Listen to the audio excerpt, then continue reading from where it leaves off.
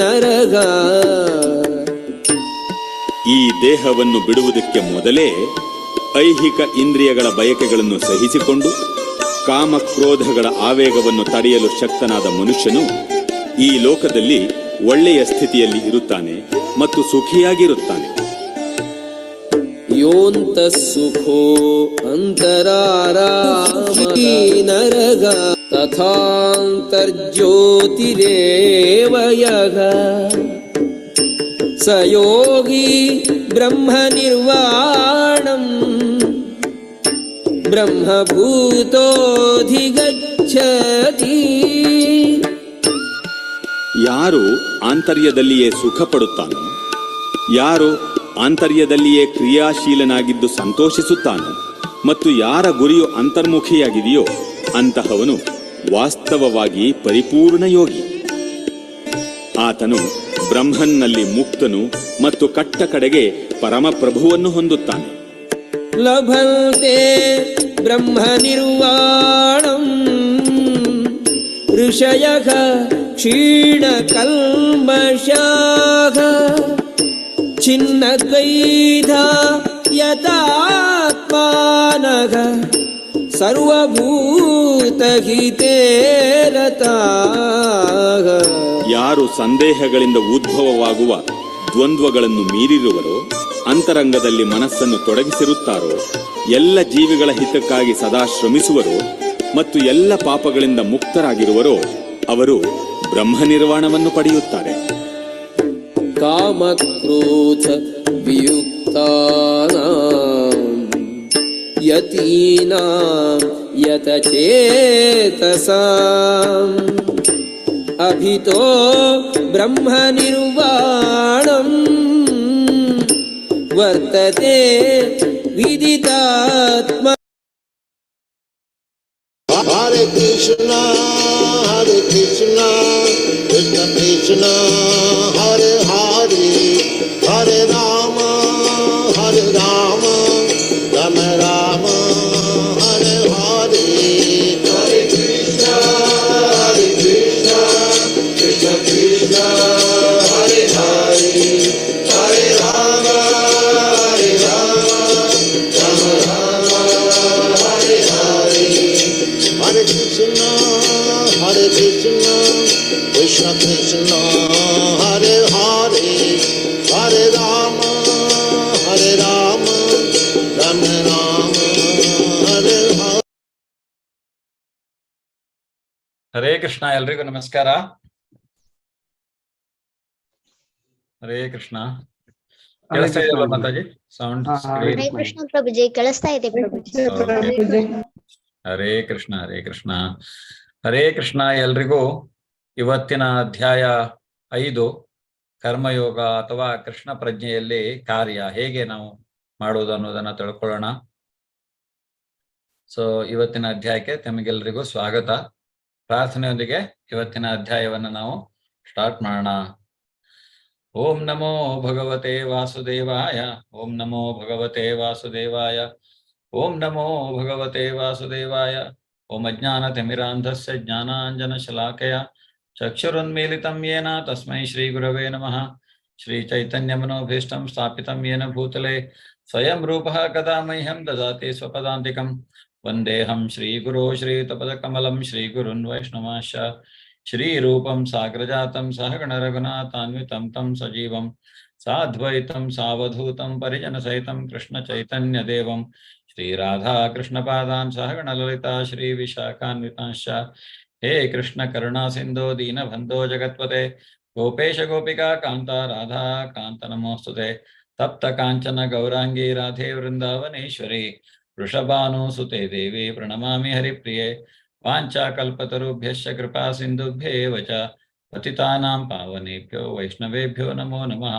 ನಮಃ ಓಂ ವಿಷ್ಣುಪಾದಾಯ ಕೃಷ್ಣ ಪ್ರೇಷ್ಠಾಯ ಭೂತಲೆ ಶ್ರೀಮತೆ ಭಕ್ತಿವೇದಾಂತ ಸ್ವಾಮಿನಿತಿ ನಾಮಿನೆ. ನಮಸ್ತೆ ಸಾರಸ್ವತೆ ದೇವೆ ಗೌರವಾಣಿ ಪ್ರಚಾರಿಣೆ ನಿರ್ವಿಶೇಷ ಶೂನ್ಯವಾದಿ ಪಾಶ್ಚಾತ್ಯಾದೇಶತಾರಿಣೆ. ಜಯ ಶ್ರೀ ಕೃಷ್ಣ ಚೈತನ್ಯ ಪ್ರಭೋ ನಿತ್ಯಾನಂದ ಶ್ರೀ ಅದ್ವೈತ ಗದಾಧರ ಶ್ರೀವಾಸಾದಿ ಗೌರ ಭಕ್ತವೃಂದ. ಹರೇ ಕೃಷ್ಣ ಕೃಷ್ಣ ಕೃಷ್ಣ ಹರೇ ಹರೇ, ಹರೇ ರಾಮ ರಾಮ ರಾಮ ಹರೇ ಹರೇ, ಹರೇ ಕೃಷ್ಣ ಕೃಷ್ಣ ಕೃಷ್ಣ ಹರೇ ಹರೇ, ಹರೇ ರಾಮ ರಾಮ ರಾಮ ಹರೇ ಹರೇ, ಹರೇ ಕೃಷ್ಣ ಕೃಷ್ಣ ಕೃಷ್ಣ ಹರೇ ಹರೇ, ಹರೇ ರಾಮ ರಾಮ ರಾಮ ಹರೇ ಹರೇ, ಹರೇ ಕೃಷ್ಣ. ಎಲ್ರಿಗೂ ಮತ್ತೊಮ್ಮೆ ಸ್ವಾಗತ. ಸೊ ನಿನ್ನೆ ಫೈನಲಿ ನಾವು ನೋಡಿದ್ದೇನು, ನಿನ್ನೆ ತುಂಬಾ ಮುಖ್ಯವಾಗಿ ನಾವು ಅರ್ಥ ಮಾಡ್ಕೊಂಡಿದ್ದೇನು, ಪರಂಪರೆ ಅನ್ನುವಂತಹದ್ದು ಅಲ್ವಾ. ಹರೇ ಕೃಷ್ಣ. ಎಲ್ಲ ಅನ್ಮ್ಯೂಟ್ ಮಾಡ್ಬೋದಲ್ಲ? ಓಕೆ.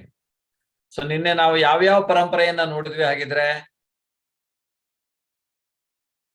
ಗುರು ಪರಂಪರೆಯ ಬಗ್ಗೆ ನಿನ್ನೆ ನಾವು ತಿಳ್ಕೊಂಡ್ವಿ ಅಲ್ವಾ. ಸೊ ಮುಖ್ಯವಾಗಿ ಯಾವುದು ಪರಂಪರೆ? 4 ಪರಂಪರೆ ನಾವು ನೋಡಿದ್ದು.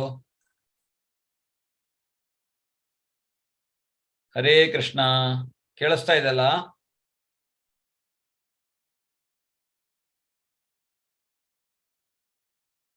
ಮಾತಾಜಿ ಕೇಳಿಸ್ತಾ ಇದೆಯಾ? ಮಂಜುಳಾ ಮಾತಾಜಿ? ಹಾ ಪ್ರಭುಜಿ, ಕೇಳಿಸ್ತಾ ಇದೆ. ಯಾಕೆಲ್ರು ಸೈಲೆಂಟ್ ಆಗಿಬಿಟ್ಟಿದ್ದೀರಾ? ಕೇಳಿಸ್ತಾ ಇದೆ ಪ್ರಭುಜಿ. ಅದೇ ನಿನ್ನೆ ನಾವು ನೋಡಿದ್ವಲ್ಲ 4 ಪರಂಪರೆ. ಯಾವ ಪರಂಪರೆಯ ಬಗ್ಗೆ ನಾವು ನೋಡಿದ್ವಿ? ಗುರು ಪರಂಪರೆಯ ಬಗ್ಗೆ. ನಾವು ಎಲ್ಲಿಂದ ಸ್ಟಾರ್ಟ್ ಆಗತ್ತೆ ಅನ್ನುವಂತಹದ್ದು, ಇಸ್ಕಾನ್ ಅನ್ನು ಯಾಕೆ ನಾವು ಯಥಾರೂಪ ಅಂತೇವೆ ಅನ್ನುವಂತಹದ್ದು. ಸೊ ಅದ್ರ ಬಗ್ಗೆ ನಾವು ಪರಂಪರೆಯ ಬಗ್ಗೆ ನಿನ್ನೆ ಏವಂ ಪರಂಪರಾ ಪ್ರಾಪ್ತಂ ಭಗವಂತ ಹೇಗೆ ಹೇಳ್ತಾನೆ, ಆ ಪರಂಪರೆ ಯಾವುದು? ನಿನ್ನೆ ನಾವು ನೋಡಿರುವಂತಹ 4 ಪರಂಪರೆಗಳು. ಬ್ರಹ್ಮ, ಲಕ್ಷ್ಮಿ, ಶಿವ, ನಾರಾಯಣ. ಬ್ರಹ್ಮ, ಲಕ್ಷ್ಮಿ, ಶಿವ, ಚತುಷ್ಕುಮಾರರು, 4 ಕುಮಾರರು, ಎಲ್ಲಾ ಭಗವಂತನಿಂದ ಬಂದಂತಹ ಪರಂಪರೆ ಅಲ್ವಾ. ಮಧ್ವಾಚಾರ್ಯರು, ಶ್ರೀರಾಮಾನುಜಾಚಾರ್ಯರು, ಮತ್ತೆ ಇವರು ನಿಂಬಾರ್ಕಾಚಾರ್ಯರು, ಹೀಗೆ 4 ಆಚಾರ್ಯರ ಬಗ್ಗೆ ನಾವು ತಿಳ್ಕೊಂಡ್ವಿ. ಆದ್ರೆ ಇಸ್ಕಾನ್ ಯಾವ ಪರಂಪರೆಯಲ್ಲಿ ಬರುತ್ತೆ? ಗುರು ಪರಂಪರೆ. ಬ್ರಹ್ಮ. ಯಾವ ಗುರು ಅಂದ್ರೆ ಆ ಪರಂಪರೆ ಬಂದಿರೋದು ಎಲ್ಲಿಂದ? ದೇವರಿಂದ, ಬ್ರಹ್ಮನಿಂದ ಸ್ಟಾರ್ಟ್ ಆಗಿರುವಂತಹದ್ದು. ಮಾಧ್ವಾಚಾರ್ಯರಲ್ಲಿಯೇ ಅದನ್ನ ಮಾಧ್ವ ಗೌಡಿಯ ಸಂಪ್ರದಾಯ ಅಂತ ಈಗ ಕರೆಯುವಂತಹದ್ದು.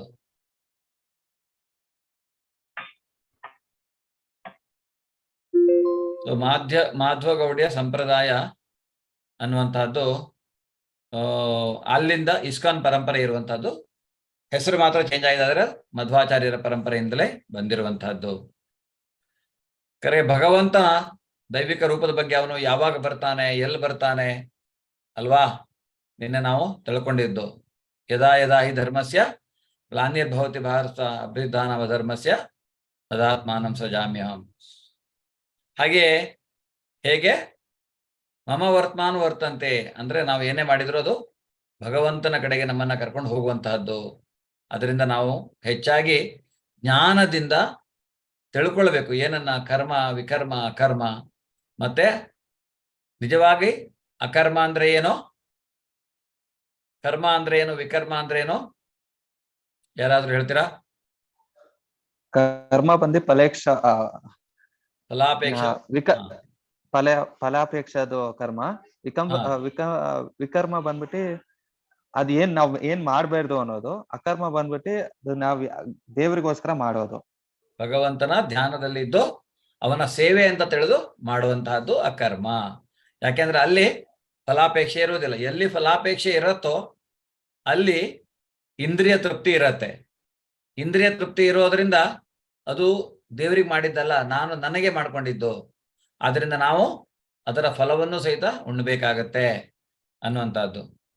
ಸೊ ಜ್ಞಾನವನ್ನ ಹೇಗೆ ನಾವು ಯಜ್ಞ ಚಕ್ರದ ಬಗ್ಗೆ ತಿಳ್ಕೊಂಡಿರುವಂತಹದ್ದು, ಆಮೇಲೆ ಜ್ಞಾನವನ್ನ ಹೇಗೆ ಪಡೆಯುವಂತಹದ್ದು ಅಂದ್ರೆ ತದ್ವಿದ್ಯೆ ಪ್ರಣಿಪಾತೇನ ಪರಿಪ್ರಶ್ನೆಯನ ಸೇವೆ. ಅಂದ್ರೆ ನಾವು ಗುರುಗಳ ಹತ್ರ ಹೋಗಿ ವಿನಮ್ರವಾಗಿ ನಮ್ರತೆಯಿಂದ ಪ್ರಶ್ನೆ ಮಾಡುವುದರ ಮೂಲಕ ನಮ್ಮ ಜ್ಞಾನವನ್ನು ನಾವು ವೃದ್ಧಿಸಿಕೊಳ್ಬೇಕು ಅನ್ನುವಂಥದ್ದು. ಸೊ ಇವತ್ತು ಅರ್ಜುನನ ಒಂದು ಪ್ರಶ್ನೆ ಇರುತ್ತೆ, ಸನ್ಯಾಸ ಅಥವಾ ಕರ್ಮಯೋಗ. ಅವನು ತಿಳ್ಕೊಂಡಿರ್ತಾನೆ, ಸನ್ಯಾಸ ಸ್ವೀಕಾರ ಮಾಡಿದ್ರೆ ನನಗೆ ಯಾವುದೇ ಕರ್ತವ್ಯ ಮಾಡಬೇಕಾದಂತ ಅವಶ್ಯಕತೆ ಇಲ್ಲ. ಕರ್ತವ್ಯವನ್ನು ನಾನು ಬಿಟ್ಬಿಡ್ಬೇಕಾದ್ರೆ ನಿನ್ನೆ ಭರತ ಮಹಾರಾಜನ ಕಥೆಯನ್ನ ನಾವು ನೋಡಿದ್ವಿ. ಮೊನ್ನೆ ಭರತ ಮಹಾರಾಜನ ಹಾಗೆ ಅಂದ್ರೆ ಒಂದು ಕ್ಷಣವೂ ಆತ್ಮ ಅನ್ನುವಂಥದ್ದು ಶರೀರದಲ್ಲಿದ್ದಾಗ ಆ ಶರೀರ ಅನ್ನೋದು ಬೇಕಾಗತ್ತೆ ಅದಕ್ಕೆ ಕೆಲಸ ಮಾಡ್ಲಿಕ್ಕೆ. ಅದು ಯಾವುದಾದ್ರೂ ಒಂದು ಅಂದ್ರೆ ಕರ್ಮವನ್ನ ಮಾಡ್ತಾ ಇರ್ಬೇಕಾಗತ್ತೆ. ಆದ್ರಿಂದ ಇಲ್ಲಿ ಅವನು ಕೇಳ್ತಾನೆ ಸನ್ಯಾಸ ಅಥವಾ ಕರ್ಮಯೋಗ ಅನ್ನುವಂತಹದ್ದು. ಅದ್ರ ಬಗ್ಗೆ ನೋಡೋಣ ನಾವು. ಕರ್ಮಯೋಗವೇ ಸನ್ಯಾಸಕ್ಕಿಂತ ಶ್ರೇಷ್ಠವಾದದ್ದು ಅನ್ನೋದನ್ನ ಭಗವಂತ ಇವತ್ತು ಹೇಳ್ತಾನೆ. ನಿಷ್ಕಾಮ ಕರ್ಮಯೋಗ ಅಂದ್ರೆ ಕಾಮವಿಲ್ಲದ ಕರ್ಮ, ಅದು ನಮ್ಮನ್ನ ಬಂಧನದಿಂದ ಮುಕ್ತಿಗೊಳಿಸುತ್ತೆ. ಯಾವ ಬಂಧನದಿಂದ ಮುಕ್ತಿಗೊಳಿಸುತ್ತೆ? ಈ ಐಹಿಕ ಪ್ರಪಂಚದ ಈ ಮಾಯೆಯ ಬಂಧನದಿಂದ ನಮ್ಮನ್ನ ಮುಕ್ತಿಗೊಳಿಸುತ್ತೆ. ದೇವೋತ್ತಮ ಪರಮಪುರುಷನಲ್ಲಿ ನಾವು ಮನಸ್ಸನ್ನ ಕೇಂದ್ರೀಕರಿಸುವುದರ ಮೂಲಕ ಜ್ಞಾತ್ವಾ ಮಾಂ ಶಾಂತಿರುತ್ತದೆ. ಇವತ್ತು ಹೇಗೆ ಪರಮ ಅಂದ್ರೆ ಯಾವಾಗಲೂ ನಾವು ಶಾಂತವಾಗಿರುವುದು ಹೇಗೆ ಅಂದ್ರೆ ನಾವು ಬಹಳ ಕಡೆ ಹುಡುಕ್ತೇವೆ. ಇವತ್ತು ಅದರ ಬಗ್ಗೆ ನೋಡೋಣ. ಭಗವಂತ ಏನ್ ಹೇಳ್ತಾನೆ? ನಾವು ಯಾವಾಗಲೂ ಮನಸ್ಸನ್ನ ಶಾಂತವಾಗಿ ಇಟ್ಕೊಳ್ಳೋದು ಹೇಗೆ? ಜ್ಞಾತ್ವಾ ಮಾಂ ಶಾಂತಿ ರುಚ್ಯತೆ ಅಂತ ಹೇಳ್ತಾನೆ. ಅವನೇನ್ ಹೇಳ್ತಾನೆ? ನನ್ನಲ್ಲಿ ಮನಸ್ಸನ್ನ ನೀನ್ ಕೇಂದ್ರೀಕರಿಸು, ನಿನಗೆ ಅದರಿಂದ ಶಾಂತಿ ಸಿಗತ್ತೆ, ಶಾಶ್ವತವಾದಂತಹ ಶಾಂತಿ ಸಿಗತ್ತೆ ಅನ್ನೋದನ್ನ ಭಗವಂತ ಹೇಳ್ತಾನೆ. ನೋಡೋಣ. ಶ್ರೀ ಶ್ರೀ ರಾಧಾ ಗೋವಿಂದ, ಶ್ರೀಲಾ ಪ್ರಭುಪಾದರು, ಶ್ರೀ ರಾಮನಿಷ್ಠಾದಾಸ್ ಪ್ರಭುಜಿಯವರ ಚರಣ ಕಮಲಾರವಿಂದಗಳಿಗೆ ವಂದಿಸ್ತಾ ಇವತ್ತಿನ ಅಧ್ಯಾಯವನ್ನು ಸ್ಟಾರ್ಟ್ ಮಾಡೋಣ. ಹರೇ ಕೃಷ್ಣ. ಅರ್ಜುನ ಉವಾಚ ಸನ್ಯಾಸಂ ಕರ್ಮಣ ಕೃಷ್ಣ ಪುನರ್ಯೋಗಂ ಚ ಶಂಸಸಿ ಯಚ್ಛ್ರೇಯ ಏತಯೋರೇಕಂ ತನ್ಮೇ ಬ್ರೂಹಿ ಸುನಿಶ್ಚಿತಂ. ಅರ್ಜುನನು ಕೇಳಿದನು, ಹೇ ಕೃಷ್ಣ, ಮೊದಲು ನೀನು ಕರ್ಮವನ್ನು ಬಿಡಬೇಕೆಂದು ಹೇಳುತ್ತೀಯೇ, ಅನಂತರ ನೀನು ಭಕ್ತಿಪೂರ್ವಕ ಕರ್ಮವನ್ನು ಮಾಡಬೇಕೆಂದು ಹೇಳುತ್ತೀಯೇ. ಇವೆರಡರಲ್ಲಿ ಯಾವುದು ಶ್ರೇಯಸ್ಕರ ಎಂದು ನನಗೆ ಖಚಿತವಾಗಿ ಹೇಳುವೆಯಾ? ಈಗ ಅರ್ಜುನಿಗೆ ಗೊತ್ತಿದೆಯೋ ಇಲ್ವೋ, ಆದ್ರೆ ನಮಗೋಸ್ಕರ ಈ ಪ್ರಶ್ನೆಯನ್ನು ಅವನು ಕೇಳ್ತಾನೆ. ಈಗ ಕರ್ಮ ಮಾಡಬಾರದು, ಯಾವ ಕರ್ಮವನ್ನ ಬಿಡಬೇಕು ನಾವು ಅಂದ್ರೆ ಅವನು ಹೇಳ್ತಾನಲ್ಲ, ನೀನು ಕರ್ಮವನ್ನ ಬಿಡಬೇಕು ಅಂತ. ಆದ್ರೆ ಯಾವ ಕರ್ಮವನ್ನ ನಾವು ಬಿಡಬೇಕು ಸ್ವಲ್ಪ ಗೊಂದಲ ಇದೆ, ಅದನ್ನ ಇಲ್ಲಿ ಅವನು ಕ್ಲಾರಿಫೈ ಮಾಡ್ತಾ. ಅದರಿಂದ ಭಕ್ತಿಪೂರ್ವಕ ಕರ್ಮವನ್ನು ಮಾಡಬೇಕೆಂದು ನೀನು ಹೇಳ್ತೀಯ. ಹಾಗಿದ್ರೆ ನಾನು ಕರ್ಮವನ್ನ ಬಿಡಬೇಕು, ಕರ್ಮ ಸನ್ಯಾಸವನ್ನ ಪಡೆಯಬೇಕು, ಅಥವಾ ಭಕ್ತಿಪೂರ್ವಕವಾದಂತಹ ಕರ್ಮವನ್ನ ಮಾಡಬೇಕು, ಅಕರ್ಮವನ್ನ ನಾನು ಮಾಡಬೇಕು, ನಿಷ್ಕಾಮ ಕರ್ಮವನ್ನ ನಾನು ಮಾಡಬೇಕು? ಅದ್ರ ಬಗ್ಗೆ ಅವನು ಕೇಳ್ತಾ ಇದ್ದಾನೆ. ಕರ್ಮಕಾಂಡ ಅಂದ್ರೆ ನಾವು ಫಲಗಳನ್ನ ಅಪೇಕ್ಷಿಸಿ ಮಾಡುವಂತಹ ಕರ್ಮ, ಅದಕ್ಕೂ ನಿಷ್ಕಾಮ ಕರ್ಮಕ್ಕೂ ಬಹಳ ಬಹಳ ವ್ಯತ್ಯಾಸ ಇದೆ. ಈ ನಿಷ್ಕಾಮ ಕರ್ಮ ಅನ್ನುವಂತಹದ್ದು ನಮಗೆ ಯಾವುದೇ ಕರ್ಮ ಬಂಧನಕ್ಕೆ ನಮ್ಮನ್ನ ಅಂಟಿಸುವುದಿಲ್ಲ. ಆದ್ರಿಂದ ಅವನು ಇಲ್ಲಿ ಕೇಳ್ತಾ ಇದ್ದಾನೆ, ಇದರಲ್ಲಿ ಎರಡರಲ್ಲಿ ಯಾವುದು ಶ್ರೇಯಸ್ಕರ ಎಂದು ನನಗೆ ಖಚಿತವಾಗಿ ಹೇಳುವೆಯಾ ಅಂತ ಪ್ರಶ್ನೆ ಮಾಡ್ತಾ ಇದ್ದಾನೆ. ಸೊ ನಾವಿಲ್ಲಿ ನೋಡ್ಲಿಕ್ಕೆ ಹೋದ್ರೆ ಈಗ ಅಂದ್ರೆ ನಾವು ಮನಸ್ಸಲ್ಲೇ ಬಂದ ಹಾಗೆ ಯಾರೋ ಏನೋ ಹೇಳೋದನ್ನ ಕೇಳ್ಕೊಂಡು ಏನಾದ್ರೂ ಒಂದು ಒಣ ಮನಸ್ಸಿನಿಂದ ಅಂದ್ರೆ ಶುಷ್ಕ ಅಂದ್ರೆ ಊಹಾಪೋಹಗಳು, ಅದರಿಂದ ನಾವು ಏನಾದ್ರೂ ನಮಗೆ ನಾನು ಇದನ್ನೇ ಮಾಡೋದು, ನಾನು ಹೀಗೆ ಇರೋದು, ನಾನು ಹೀಗೆ ಮಾಡೋದು ಭಕ್ತಿಯನ್ನ ಅನ್ನುವಂತ ಕೆಲವುದು, ಅದಕ್ಕಿಂತ ಅಂದ್ರೆ ಆ ರೀತಿಯಾಗಿ ನಾವೇನೋ ಮಾಡೋದಕ್ಕಿಂತ ಭಕ್ತಿ ಸೇವೆ, ಈ ಭಗವಂತ ಏನ್ ಹೇಳ್ತಾನೆ ಭಗವದ್ಗೀತೆಯಲ್ಲಿ, ಅದು ಬಹಳ ಉತ್ತಮವಾದಂತಹದ್ದು. ಅಂತಹ ಭಕ್ತಿ ಸೇವೆಯನ್ನ ನಾವು ಮಾಡ್ಬೇಕು ಅನ್ನುವಂತಹದ್ದು. ಸೊ ಅದಕ್ಕಾಗಿ ಒಂದೊಂದೇ ಭಗವಂತ 2ನೇ ಅಧ್ಯಾಯದಲ್ಲಿ ಅವನು ಏನ್ ಹೇಳ್ತಾನೆ, ಮೊದಲು ಅವನ ಎಂಟ್ರಿ ಆಗತ್ತೆ. ಅವನು ಹೇಳ್ತಾನೆ, ನಾವೆಲ್ಲ ಶರೀರವಲ್ಲ ಆತ್ಮ ಅನ್ನುವಂಥದ್ದನ್ನು ಮೊದಲಾಗಿ, ಯಾಕೆಂದ್ರೆ ನಾವು ಬಹಳವಾಗಿ ಶರೀರಕ್ಕೆ ಅಂಟಿಕೊಂಡಿರ್ತೇವೆ. ಈ ಶರೀರವೇ ನಾನು ಅನ್ನುವಷ್ಟರ ಮಟ್ಟಿಗೆ ನಾವಿಲ್ಲಿ ಇರ್ತೇವೆ. ಆದ್ರೆ ಅವನು ನಮ್ಗೆ ನೀನು ಶರೀರ ಅಲ್ಲ, ನಾವು ಶರೀರ ಅಲ್ಲ, ನಾವೆಲ್ಲ ಶರೀರದಲ್ಲಿ ಇರುವಂತಹ ಆತ್ಮ. ಈ ಶರೀರ ಅನ್ನುವಂತಹದ್ದು ನಮಗೆ ಕ್ಷಣಿಕವಾದದ್ದು. ಇವಾಗ ಈ ಶರೀರ ಇರುತ್ತೆ, ಈ ಶರೀರ ಬಿಟ್ಮೇಲೆ ಬೇರೆ ಇನ್ನೊಂದು ಶರೀರ ಬರುತ್ತೆ ನಮಗೆ ಅನ್ನೋದನ್ನ ಅವನು ಹೇಳ್ತಾನೆ. ಹಾಗೆ ಅದರಲ್ಲಿ ಅದೇ 2ನೇ ಅಧ್ಯಾಯದಲ್ಲಿ ಶ್ಲೋಕ 31-37 ನಮ್ಮ ಕರ್ತವ್ಯವನ್ನ ನಮಗೆ ವಿಧಿಸಿದ ಕರ್ತವ್ಯವನ್ನ ನಾವು ಮಾಡಬೇಕು ಅನ್ನೋದನ್ನ ಹೇಳ್ತಾನೆ. ಅದಾದ್ಮೇಲೆ ಮುಂದಿನ ಫಲಪ್ರದ ಚಟುವಟಿಕೆಗಳಿಂದ ಅಂದ್ರೆ ಈ ಕರ್ಮ ಬಂಧನಕ್ಕೆ ನಾವು ಹೇಗೆ ಸಿಕ್ಕಿಕೊಳ್ತೇವೆ, ಕರ್ಮ ಬಂಧನ ಅಂತಾನೆ ಕರೆಯೋದು ಅದನ್ನ ಅಲ್ವಾ. ಮಾಡಿದುಣ್ಣೋ ಮಹಾರಾಯ ಅಂತ ನಾವು ಹೇಳ್ತೇವೆ. ನಾವು ಒಂದು ಕರ್ಮವನ್ನ ಮಾಡಿದ ಮೇಲೆ ಆ ಕರ್ಮದ ಫಲವನ್ನ ನಾವು ಅನುಭವಿಸಲೇಬೇಕು. ನಾವು ಈ ಕರ್ಮ ಕಾಂಡದ ಬಗ್ಗೆ ತಿಳ್ಕೊಳ್ಳಿಕ್ ಹೋದ್ರೂ ಬಹಳ ಇದೆ.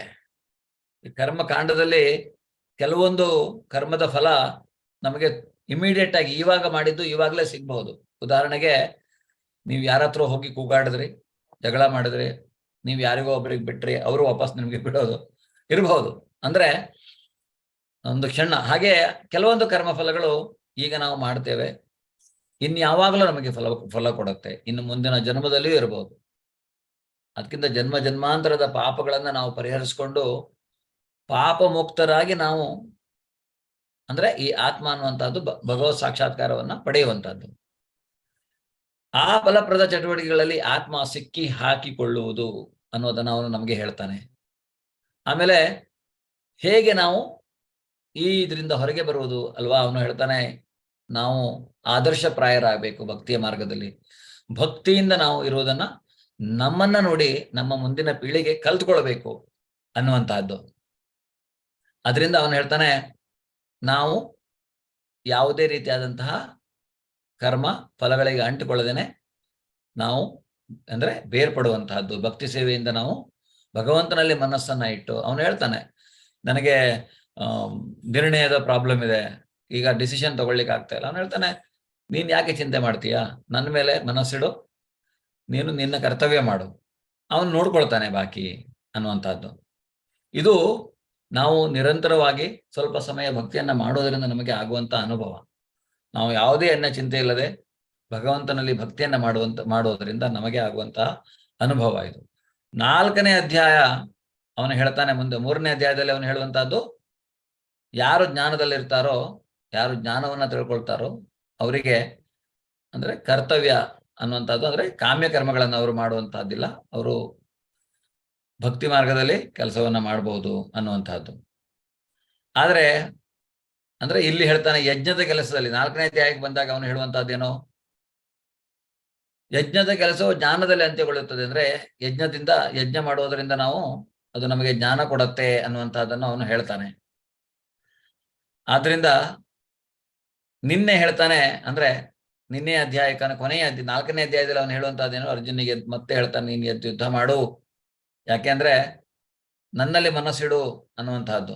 ಆದ್ರಿಂದ ಇಲ್ಲಿ ಅವನಿಗೆ ಗೊಂದಲ, ಕರ್ಮ ಮಾಡದೇ ಇರಬೇಕು ನಾನು ಇಲ್ಲಿ ಅಥವಾ ಈ ಕರ್ಮವನ್ನ ಮಾಡಬೇಕು ಅನ್ನುವಂಥದ್ದು. ಅದಕ್ಕೆ ಭಗವಂತ ಉತ್ತರವನ್ನ ಕೊಡ್ತಾನೆ. ಶ್ರೀ ಭಗವಾನು ವಾಚ ಸನ್ಯಾಸಃ ಕರ್ಮಯೋಗಶ್ಚ ನಿಶ್ರೇಯಸಕರಾ ಉಭೌ ತಯೋಸ್ತು ಕರ್ಮ ಸನ್ಯಾಸಾತ್ ಕರ್ಮಯೋಗೋ ವಿಶಿಷ್ಯತೆ. ಸೊ ಯಾರಾದ್ರೂ ಓದಬಹುದು. ಹರೇ ಕೃಷ್ಣ. ದೇವೋತ್ತಮ ಪುರುಷನು ಹೀಗೆ ಉತ್ತರಿಸಿದನು, ಕರ್ಮ ಸನ್ಯಾಸ ಮತ್ತು ಭಕ್ತಿ ಸೇವಾ ಕರ್ಮ ಎರಡೂ ಮುಕ್ತಿ ಪದಕ್ಕೆ ಕೊಂಡೊಯ್ಯುತ್ತವೆ. ಆದರೆ ಇವೆರಡರಲ್ಲಿ ಭಕ್ತಿ ಸೇವಾ ಕರ್ಮವು ಕರ್ಮ ಸೇವಾ ಸನ್ಯಾಸಕ್ಕಿಂತ ಉತ್ತಮ. ಸೊ ಭಕ್ತಿ ಸೇವಾ ಕರ್ಮ ಭಕ್ತಿ ಸೇವೆಯಲ್ಲಿ ಮಾಡುವಂತಹ ಕರ್ಮವೇ ಶ್ರೇಷ್ಠವಾದದ್ದು. ಕರ್ಮ ಸನ್ಯಾಸಕ್ಕಿಂತ ಏನೂ ಇಲ್ಲ. ಕೆಲವರು ಸೋಗಲಾಡಿ ಸನ್ಯಾಸಿಗಳ ತರ ಆಗ್ಬಿಡ್ತಾರೆ, ಅದರಿಂದನೂ ಎಲ್ಲ. ಆದ್ರೆ ಕೆಲವರು ಅಷ್ಟಾಂಗ ಯೋಗ ಬರುತ್ತೆ ನಾಳಿನ ಅಧ್ಯಾಯ. ಅಷ್ಟಾಂಗ ಯೋಗ ಪದ್ಧತಿಯಲ್ಲಿ ನಾವು ಹೇಗೆ ಸಿದ್ಧಿಯನ್ನ ಪಡೆಯುವುದು ಅನ್ನುವಂತಹದ್ದು ನಾಳೆ ಅದ್ರ ಬಗ್ಗೆ ನಾವು ತಿಳ್ಕೊಳ್ಳೋಣ. ಆದ್ರೆ ಇಲ್ಲಿ ಕರ್ಮ ಸನ್ಯಾಸ ಅಂದ್ರೆ ಏನು? ಕೆಲಸವನ್ನ ಬಿಟ್ಟು ಧ್ಯಾನ ಮಾಡುವಂತಹದ್ದು. ಆ ಧ್ಯಾನ ಮಾಡುವಂತಹದ್ದು ಸಹಿತ ಎಷ್ಟು ಕಠಿಣ, ಅದಕ್ಕೆ ಏನೇನೆಲ್ಲ ತಯಾರಿ ಬೇಕು, ಅದು ನಾಳಿನ ಅಧ್ಯಾಯ. ಆದ್ರಿಂದ ಅವನು ಹೇಳ್ತಾ ಇರುವಂತಹದ್ದೇನಿಲ್ಲಿ, ಕರ್ಮ ಸನ್ಯಾಸಕ್ಕಿಂತ ಭಕ್ತಿ ಸೇವೆಯಲ್ಲಿ ಮಾಡುವಂತಹ ಕರ್ತವ್ಯ ನಮ್ಮ ಕರ್ತವ್ಯ ಅಂತ ನಾವು ತಿಳಿದು ಮಾಡುವಂತಹದ್ದೇ. ಆದ್ರೆ ಒಂದು, ನಾನು ನನಗೋಸ್ಕರ ಮಾಡಬಾರದು ಅನ್ನುವಂಥದ್ದನ್ನ ನಾವು ನೆನಪಿಟ್ಕೊಳ್ಬೇಕು. ಎಲ್ಲವನ್ನೂ ಭಗವಂತನಿಗೆ ಸೇರಿದ್ದು ಅಂತ ನಾವು ನಮ್ಮ ಕರ್ತವ್ಯವನ್ನು ಮಾಡ್ತಾ ಹೋಗ್ಬೇಕು. ಅವನು ಕೊಟ್ಟದ್ದನ್ನು ಪ್ರಸಾದ ಅಂತ ಸ್ವೀಕಾರ ಮಾಡ್ಬೇಕು. ಅವನು ಕೊಟ್ಟಿಲ್ಲ ಏನನ್ನೋ ಅಂತ ಹೊರಗಲೂಬಾರದು.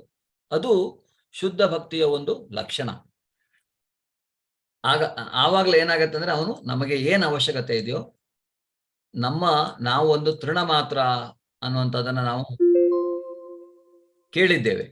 ಅದೇ ರೀತಿಯಾಗಿ ನಮ್ಮಿಂದ ಏನಾಗಬೇಕು ಇಲ್ಲಿ ನಾವು ಹುಟ್ಟಿದ ಮೇಲೆ ಅದು ಅವನ ಕೆಲಸ. ನಮ್ಮ ಹತ್ರ ಆತರ ಕೆಲಸ ನಾವು ಅವನಲ್ಲಿ ಭಕ್ತಿ ಮಾಡುವುದು ನಮ್ಮ ಕೆಲಸ ಅಷ್ಟೇ. ಆದ್ರೆ ಅವನು ಭಕ್ತರ ಅಧೀನ. ನಿನ್ನೆ ಇದನ್ನ ನೋಡಿದ್ವಿ ನಾವು. ಯಾವುದು? ಭೀಷ್ಮಾಚಾರ್ಯರ ಸಲುವಾಗಿ. ಅವನು ಹುಸಿ ಮಾಡ್ಬೋದಿತ್ತು, ಆ ಪ್ರತಿಜ್ಞೆ, ಅವರ ಪ್ರತಿಜ್ಞೆ ಹುಸಿ ಮಾಡ್ಬೋದಿತ್ತು, ಅವನು ಶಸ್ತ್ರವನ್ನೇ ಎತ್ತದೆ. ಆದರೆ ಯಾಕಾಗಿ ಅವನು ಹೋಗಿ ಎತ್ತದ? ಒಂದೇ ಒಂದು ಕಾರಣ, ನನ್ನ ಭಕ್ತರು ಯಾವಾಗಲೂ, ಅವನ ಉದ್ದೇಶ ಇಷ್ಟೇ, ನನ್ನ ಭಕ್ತರು ಯಾವಾಗಲೂ ಅವರು ಕೆಳಗೆ ಹೋಗಬಾರದು. ಯಾವುದೇ ಅಂತಹ ಒಂದು ಭಗವಂತ ಅದನ್ನ ಖಂಡಿತವಾಗಿಯೂ ನೋಡ್ಕೊಂಡು ಹೋಗ್ತಾನೆ. ಅದರಿಂದ ಅವನು ಹೇಳ್ತಾ ಇರುವಂತಹದ್ದೇನು, ಇಲ್ಲಿ ಭಕ್ತಿ ಸೇವಾ ಕರ್ಮ ಅನ್ನುವಂತಹದ್ದು ಅತ್ಯಂತ ಶ್ರೇಯಸ್ಕರ ಅನ್ನುವಂತಹದ್ದು. ಈಗ ನಿಮ್ಗೆ ಈ ಫಲಾಪೇಕ್ಷೆಗೆ ಮಾಡುವ ಕರ್ಮಕ್ಕೆ, ಭಕ್ತಿ ಸೇವಾ ಕರ್ಮಕ್ಕೆ ಒಂದು ಉದಾಹರಣೆ ಇಲ್ಲಿದೆ, ಒಂದು ಕಥೆ ಬರುತ್ತೆ ಶ್ರೀಮದ್ ಭಾಗವತಮಲ್ಲಿ. ಅದರಲ್ಲಿ ಈ ನೃಗ ಮಹಾರಾಜ, ಇಲ್ಲಿ ಇಂಗ್ಲಿಷಲ್ಲಿ ಇದೆ ಸ್ಲೈಡು, ಕ್ಷಮೆ ಇರಲಿ. ಇಲ್ಲಿ ಒಬ್ಬ ನೃಗ ಮಹಾರಾಜ ಅಂತ ಇರ್ತಾನೆ, ಅವನ ಹೆಸರು ನೃಗ. ಆ ನೃಗ ಒಳ್ಳೆ ಪುಣ್ಯವನ್ನ ಮಾಡಿಕೊಂಡೇ ಬರುವಂತವನು, ರಾಜ್ಯಭಾರವನ್ನ ಮಾಡ್ತಾ ಇರ್ತಾನೆ. ಆದರೆ ಏನು, ಅವನ ಮನಸ್ಸಿನಲ್ಲಿ ಯಾವಾಗಲೂ ನಾನು ಚೆನ್ನಾಗಿರ್ಬೇಕು, ನನ್ನ ಫ್ಯಾಮಿಲಿ ಚೆನ್ನಾಗಿರ್ಬೇಕು, ಅಂದ್ರೆ ಆ ರೀತಿಯಾಗಿ ಅವನು ನನಗೋಸ್ಕರ, ನನ್ನ ಒಳ್ಳೆದಕ್ಕೋಸ್ಕರ ನಾನು ಯಜ್ಞವನ್ನ ಮಾಡ್ತೇನೆ ಅಂತ ಯಜ್ಞವನ್ನ ಮಾಡ್ತಾನೆ. ಹಾಗೆ ಯಜ್ಞವನ್ನ ಮಾಡುವಾಗ ಅವನೇನ್ ಮಾಡ್ತಾನೆ, ದಾನ ಧರ್ಮಗಳನ್ನೂ ಮಾಡ್ತಾನೆ. ಒಂದು ಬ್ರಾಹ್ಮಣನಿಗೆ ಒಂದು ಹಸುವನ್ನ ದಾನವಾಗಿ ಅವನು ಕೊಡ್ತಾನೆ. ಆ ರೀತಿಯಾಗಿ ಆ ದಾನವನ್ನ ಕೊಟ್ಟಾಗ ಅವನು ಆ ಬ್ರಾಹ್ಮಣ ಹಸುವನ್ನ ತೆಗೆದುಕೊಂಡು ಹೋಗ್ತಾನೆ. ಆದರೆ ರಾತ್ರಿ ಆ ಹಸು ಆ ಬ್ರಾಹ್ಮಣನ ಕೊಟ್ಟಿಗೆಯಿಂದ ತಪ್ಪಿಸಿಕೊಂಡು ಮತ್ತೆ ವಾಪಸ್ ಅರಮನೆಗೆ ಬಂದ್ಬಿಡತ್ತೆ. ಯಾರಿಗೂ ಗೊತ್ತಿರಲ್ಲ ಏನು ಅಂತ. ಮತ್ತೆ ವಾಪಸ್ಸು ರಾಜ್ಯನ ಭಟ್ರು ಅರಮನೆಯ ಹಸುವಿನ ದೊಡ್ಡಿಯಲ್ಲಿ ಅದನ್ನ ಇಟ್ಬಿಡ್ತಾರೆ. ಮತ್ತೆ ಮುಂದಿನ ದಿವಸ ಮತ್ತೆ ದಾನವನ್ನು ಕೊಡುವಾಗ ಇನ್ನೊಂದು ಬ್ರಾಹ್ಮಣನಿಗೆ ಅದೇ ಹಸುವನ್ನು ತಂದು ಕೊಟ್ಟು ಬಿಡ್ತಾರೆ. ಅವನು ಕೊಡುವ ಕ್ಷಣದಲ್ಲಿ ಮೊದಲನೇ ದಿನ ಹಸುವನ್ನ ಹುಡುಕ್ತಾ ಇರುವಂತ ಬ್ರಾಹ್ಮಣನು ಅಲ್ಲೇ ಇರ್ತಾನೆ. ಅವನೇನ್ ಹೇಳ್ತಾನೆ, ಈ ಹಸು ನನಗೆ ಸೇರಿದ್ದು, ನೀನು ನನಗೆ ಅದನ್ನ ಕೊಟ್ಟಿದ್ದೀಯ ನಿನ್ನೆ. ದಾನ ಒಮ್ಮೆ ನಾನು ಪಡೆದ ಮೇಲೆ ಅದನ್ನ ನಾನು ಹಿಂತಿರುಗಿಸಬಾರದು, ಅದು ನನ್ನ ಧರ್ಮ ಅಲ್ಲ, ನನಗೆ ಆ ಹಸು ಬೇಕು. ಆದರೆ ಅದೇ ಸಮಯದಲ್ಲಿ ಇನ್ನೊಂದು ಬ್ರಾಹ್ಮಣ, ಎರಡನೇ ಬ್ರಾಹ್ಮಣ ಯಾರು ಸ್ವೀಕಾರ ಮಾಡಿದ, ಅವನು ಹೇಳ್ತಾನೆ, ನಾನು ಈಗಷ್ಟೇ ದಾನವನ್ನು ಸ್ವೀಕಾರ ಮಾಡಿದ್ದೇನೆ, ಇದು ನನಗೆ ಸಿಕ್ಕಿರುವ ದಾನ, ನಾನು ಇದನ್ನು ವಾಪಸ್ ಕೊಡುವುದಿಲ್ಲ. ಆ ರೀತಿಯಾಗಿ ಅಲ್ಲಿ ಒಂದು ಗೊಂದಲದ ವಾತಾವರಣ ಸೃಷ್ಟಿಯಾಗುತ್ತೆ. ನೃಗ ಮಹಾರಾಜ ಪರಿಪರಿಯಾಗಿ ಬೇಡ್ಕೊಳ್ತಾನೆ, ಇಲ್ಲ ನಾನು ಇನ್ನೊಂದು ಕೊಡ್ತೇನೆ, ನೀನು ತಗೋ. ಇಲ್ಲ, ಇವನು ಕೇಳೋದಿಲ್ಲ, ನನಗಿದೇ ಬೇಕು. ಅವನು ಕೇಳೋದಿಲ್ಲ, ನನಗಿದೇ ಬೇಕು. ಆದರೆ ಈ ರೀತಿಯಾಗಿ ಮಾಡಿರುವುದನ್ನು ನೋಡಿ, ಅವನು ಬಾಕಿ ಎಲ್ಲ ಪುಣ್ಯದ ಕೆಲಸವೇ ಮಾಡ್ತಾ ಇರುವಂತಹದ್ದು. ಅವನು ಪುಣ್ಯವನ್ನೇನೋ ಸ್ವೀಕರಣೆ ಮಾಡಿರ್ಬೋದು, ಆದ್ರೆ ಅವನಿಗೆ ಏನಾಗತ್ತೆ, ಆ ರೀತಿಯಾಗಿ ಮಾಡೋದ್ರಿಂದ ಅವನು ಇನ್ನೊಂದು ಜನ್ಮದಲ್ಲಿ ಒಂದು ಬೃಹದಾಕಾರದ ಹಲ್ಲಿಯಾಗಿ ಹುಟ್ಟುತ್ತಾನೆ. ಬೃಹದಾಕಾರದ ಹಲ್ಲಿ ಹೀಗೆ ಏನಾಗತ್ತೆ, ಕೃಷ್ಣನ ಮಗ ಸಾಂಬ ಮತ್ತೆ ಅವನ ಗೆಳೆಯರು ಅರಣ್ಯದಲ್ಲಿ ಹೀಗೆ ಹೋಗ್ತಾ ಇರುವಾಗ ಅವರಿಗೆ ಬಾಯಾರಿಕೆ ಆಗತ್ತೆ, ನೀರು ಬೇಕು ಅಂತ ಈ ಬಾವಿಯನ್ನ ನೋಡ್ತಾರೆ. ಆ ಬಾವಿಯೊಳಗೆ ಅವನು ಬಿದ್ದುಕೊಂಡಿರ್ತಾನೆ ಹಲವಾರು ವರ್ಷಗಳವರೆಗೆ. ಆಗ ಅವರು ಅದನ್ನ ಹೊರಗೆ ಹಾಕ್ಬೇಕು ಅಂತ ಬಹಳ ಪ್ರಯತ್ನ ಮಾಡ್ತಾರೆ, ಅದನ್ನು ಹೊರಗೆ ತರಲಿಕ್ಕೆ ಆಗೋದಿಲ್ಲ. ಅದನ್ನ ಹೋಗಿ ಕೃಷ್ಣನಿಗೆ ಹೇಳ್ತಾರೆ. ಆಗ ಕೃಷ್ಣನಿಗೆ ಅರ್ಥ ಆಗತ್ತೆ ಅವನು ಯಾರು ಅನ್ನುವಂಥದ್ದು. ಆಮೇಲೆ ಕೃಷ್ಣ ಬಂದು ಅವನಿಗೆ ಮೋಕ್ಷವನ್ನ ಅಲ್ಲಿ, ಅಂದ್ರೆ ಅವನನ್ನ ಹೊರಗೆ, ಅಂದ್ರೆ ಹಸ್ತಮಟ್ಟ ಅವನು ಒಂದು ದೇವತೆಯ ಸ್ಥಾನವನ್ನ ಪಡೀತಾನೆ ಆಮೇಲೆ ನೃಗ ಮಹಾರಾಜ. ಯಾಕೆಂದ್ರೆ ಅವನು ಪುಣ್ಯ ಕೆಲಸಗಳನ್ನ ಮಾಡಿದ್ದಾನೆ. ಆದ್ರೆ ಅವನ ಚಟುವಟಿಕೆ ಅನ್ನುವಂತಹದ್ದು ಸ್ವಂತ ಪ್ರಯೋಜನಕ್ಕಾಗಿತ್ತು. ನನಗಲ್ಲ, ನಾನು ಭಗವಂತನ ಸೇವೆಯನ್ನ ಮಾಡ್ತಾ ಇದ್ದೇನೆ ಅನ್ನುವಂತಹ ಭಾವನೆ ಅವನಲ್ಲಿ ಇರಲಿಲ್ಲ. ಈ ರೀತಿಯಾಗಿ ಶಾಸ್ತ್ರ ನಾನು ಮಾಡಬೇಕು, ನನಗೆ ಲಾಭ ಸಿಗತ್ತೆ. ಸೊ ಆದ್ರಿಂದ ಇದು ಸಹಿತ ಅಕರ್ಮವಾಗಿ ಪರಿಣಮಿಸುವುದಿಲ್ಲ, ಈ ರೀತಿಯಾದಂತಹ ಕರ್ಮಗಳು. ಈಗ ನಾವು ಯಾವುದೇ ಒಂದು ದೇವರ ಕೆಲಸವನ್ನ ಮಾಡಿದರೆ, ಭಗವಂತನ ಕುರಿತಾಗಿ ನಾವು ಏನನ್ನ ಮಾಡಿದ್ರೆ ಅದು ಅವನ ಸೇವೆ ಅಂತ ತಿಳಿದು ಮಾಡಬೇಕು. ನನಗಾಗಿ ನಾನು ಈ ಸೇವೆಯನ್ನ ಮಾಡಿದರೆ ನನಗೆ ಈ ರೀತಿಯಾದ ಫಲ ಬೇಕು, ಅಥವಾ ನಾನು ಇವತ್ತು ಸತ್ಯನಾರಾಯಣ ಪೂಜೆಯನ್ನ ಮಾಡ್ತೇನೆ, ನನಗೆ ಈ ಕಷ್ಟಗಳನ್ನ ಪರಿಹರಿಸಿಕೊಡು, ಆ ರೀತಿಯಾದಂತಹದ್ದು ಅಥವಾ ಹೇಳ್ತಾರೆ ಕೆಲವರು. ಆದ್ರೆ ಭಕ್ತಿ ಸೇವೆಯಲ್ಲಿ ಆ ರೀತಿಯಾದಂತಹ ಭಾವನೆ ನಮ್ಮಲ್ಲಿ ಇರಬಾರದು. ನಾವು ಭಗವಂತನನ್ನ ಧ್ಯಾನಿಸಿ ನಮ್ಮ ಕರ್ತವ್ಯ ಅಂತ ನಾವು ಇದನ್ನ ಮಾಡಬೇಕಾಗತ್ತೆ. ಇಂತಹ ಕೆಲಸಗಳನ್ನು ಯಜ್ಞ, ದಾನ, ತಪಸ್ಸು ಎಲ್ಲವನ್ನು ಮಾಡಬೇಕು ನಾವು ಅನ್ನೋದನ್ನು, ಅದನ್ನ ಯಾವಾಗ್ಲೂ ಮಾಡಬೇಕು ಅನ್ನೋದನ್ನ ಭಗವಂತ ಹೇಳ್ತಾನೆ. ಮುಂದಿನ ಅಧ್ಯಾಯಗಳಲ್ಲಿ ನಾವು ಅದನ್ನ ಅರ್ಥ ಮಾಡಿಕೊಳ್ಳೋಣ. ಆದ್ರೆ ಈಗ ಇದು ನೃಗನ ಕತೆ. ಹಾಗೆಯೇ ಇದು ನಮ್ಮ ಭಕ್ತಿ ರಸಾಮೃತ ಸಿಂಧುವಿನಲ್ಲಿ ಒಂದು ಶ್ಲೋಕ ಬರುತ್ತೆ. ಏನು?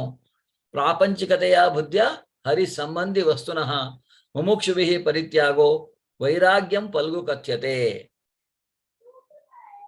ಯಾರಾದ್ರೂ ಓದ್ತೀರಾ? ಮುಕ್ತಿಯನ್ನು ಸಾಧಿಸಲು ಕಾತರರಾಗಿರುವ ವ್ಯಕ್ತಿಗಳು ದೇವೋತ್ತಮ ಪರಮ ಪುರುಷನಿಗೆ ಸಂಬಂಧಿಸಿದ ವಿಷಯಗಳನ್ನು ಐಹಿಕವೆಂದು ಭಾವಿಸಿ ತ್ಯಜಿಸಿದರೆ ಅವರ ತ್ಯಾಗವನ್ನು ಅಪೂರ್ಣ ಎಂದು ಹೇಳಲಾಗುತ್ತದೆ. ಸೊ ಮುಕ್ತಿಯನ್ನ ಸಾಧಿಸಲು ಕಾತರರಾಗಿರುವ ವ್ಯಕ್ತಿಗಳು, ಯಾರಿಗೆ ಮುಕ್ತಿ ಬೇಕು ಅಂತ, ಕೆಲವರು ತನಗೆ ಮುಕ್ತಿ ಬೇಕು.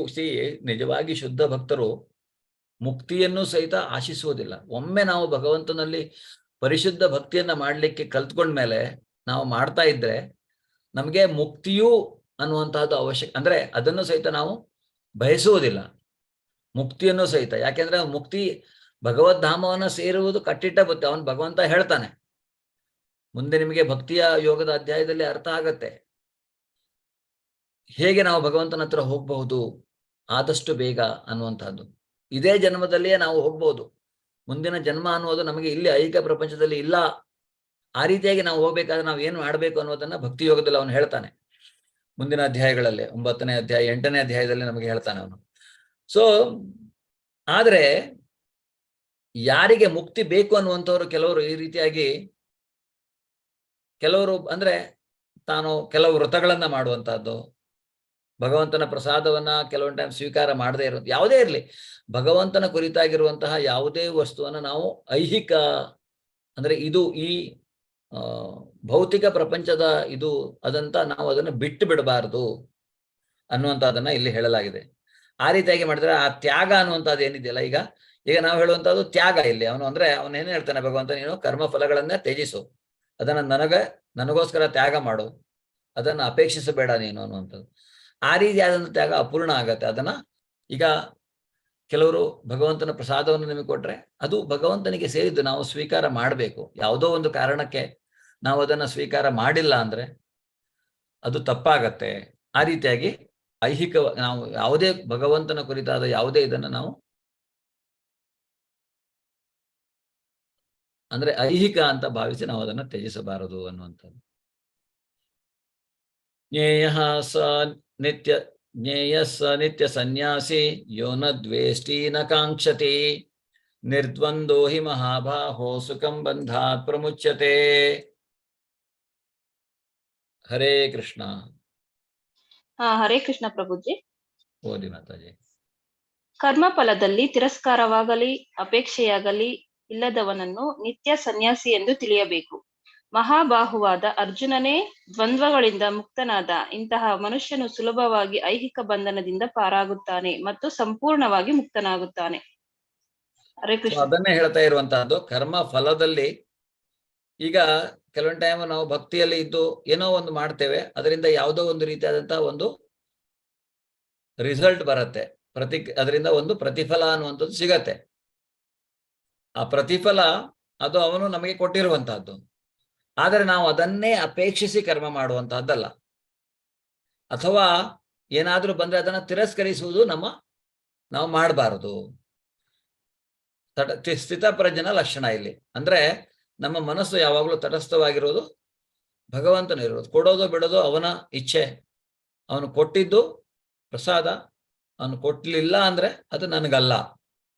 ಅದನ್ನ ಅಪೇಕ್ಷಿಸಬಾರದು ನಾವು. ನನಗೆ ಅದು ಬೇಕಾಗಿತ್ತು, ಅವನು ಕೊಡ್ಲಿಲ್ವಲ್ಲ ಅಂತ ಅಷ್ಟೇ.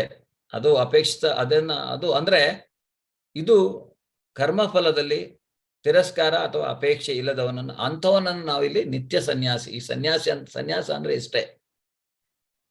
ಕರ್ಮಫಲವನ್ನು ಅಪೇಕ್ಷಿಸದೆ ನಮ್ಮ ನಿತ್ಯ ಕರ್ತವ್ಯಗಳನ್ನು ಮಾಡೋದೇ ಅವನೇ ನಿತ್ಯ ಸನ್ಯಾಸಿ ಅನ್ನುವಂತಹದ್ದು ಇಲ್ಲಿ ಹೇಳ್ತಾನೆ ಭಗವಂತ.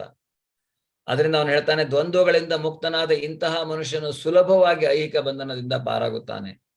ಸೊ ಈ ರೀತಿಯಾಗಿರೋದ್ರಿಂದ ನಾವು ದ್ವಂದ್ವದಿಂದ ಮುಕ್ತರಾಗ್ತೇವೆ. ಡ್ಯುಯಾಲಿಟಿ ಅಂತ ನಾವು ಕರೆಯೋದು ಇಂಗ್ಲಿಷಲ್ಲಿ. ಏನಾಗತ್ತೆ ದ್ವಂದ್ವ ಅಂದ್ರೆ? ನಮ್ಗೆ ನಿರ್ಣಯ ಮಾಡ್ಲಿಕ್ಕೆ ಕಷ್ಟ ಆಗತ್ತೆ. ನಾನು ಅದ್ ಮಾಡ್ಬೇಕೋ ಇದು ಮಾಡ್ಬೇಕೋ, ಹೀಗೆ ಹೋಗ್ಬೇಕು ಹಾಗೆ ಹೋಗ್ಬೇಕು. ಆದ್ರೆ ಯಾವಾಗ ನಾವು ನಮ್ಮ ಮನಸ್ಸು ತಟಸ್ಥವಾಗಿರತ್ತೋ, ಯಾವುದೇ ಕರ್ಮಗಳ ಫಲಗಳನ್ನು ಅಪೇಕ್ಷಿಸದೆ ನಾವು ಕರ್ತವ್ಯವನ್ನು ಮಾಡ್ತೇವೋ, ಆಗ ಈ ದ್ವಂದ್ವತೆ ತಂತಾನೆ ನಮ್ಮಿಂದ ಹೋಗತ್ತೆ. ಅದರಿಂದ ನಾವು ಮುಕ್ತರಾಗ್ತೇವೆ. ಇಂತಹ ಮನುಷ್ಯನು ಸುಲಭವಾಗಿ ಐಹಿಕ ಬಂಧನದಿಂದ ಪಾರಾಗ್ತಾನೆ ಮತ್ತು ಸಂಪೂರ್ಣವಾಗಿ ಮುಕ್ತನಾಗ್ತಾನೆ ಅಂಥವನು ಅನ್ನೋದನ್ನ ಇಲ್ಲಿ ಭಗವಂತ ಹೇಳ್ತಾನೆ. ಈ ಐಹಿಕ ಬಂಧನದಿಂದ ಪಾರಾಗೋದಂದ್ರೆ ಏನು ಹೇಳಿ?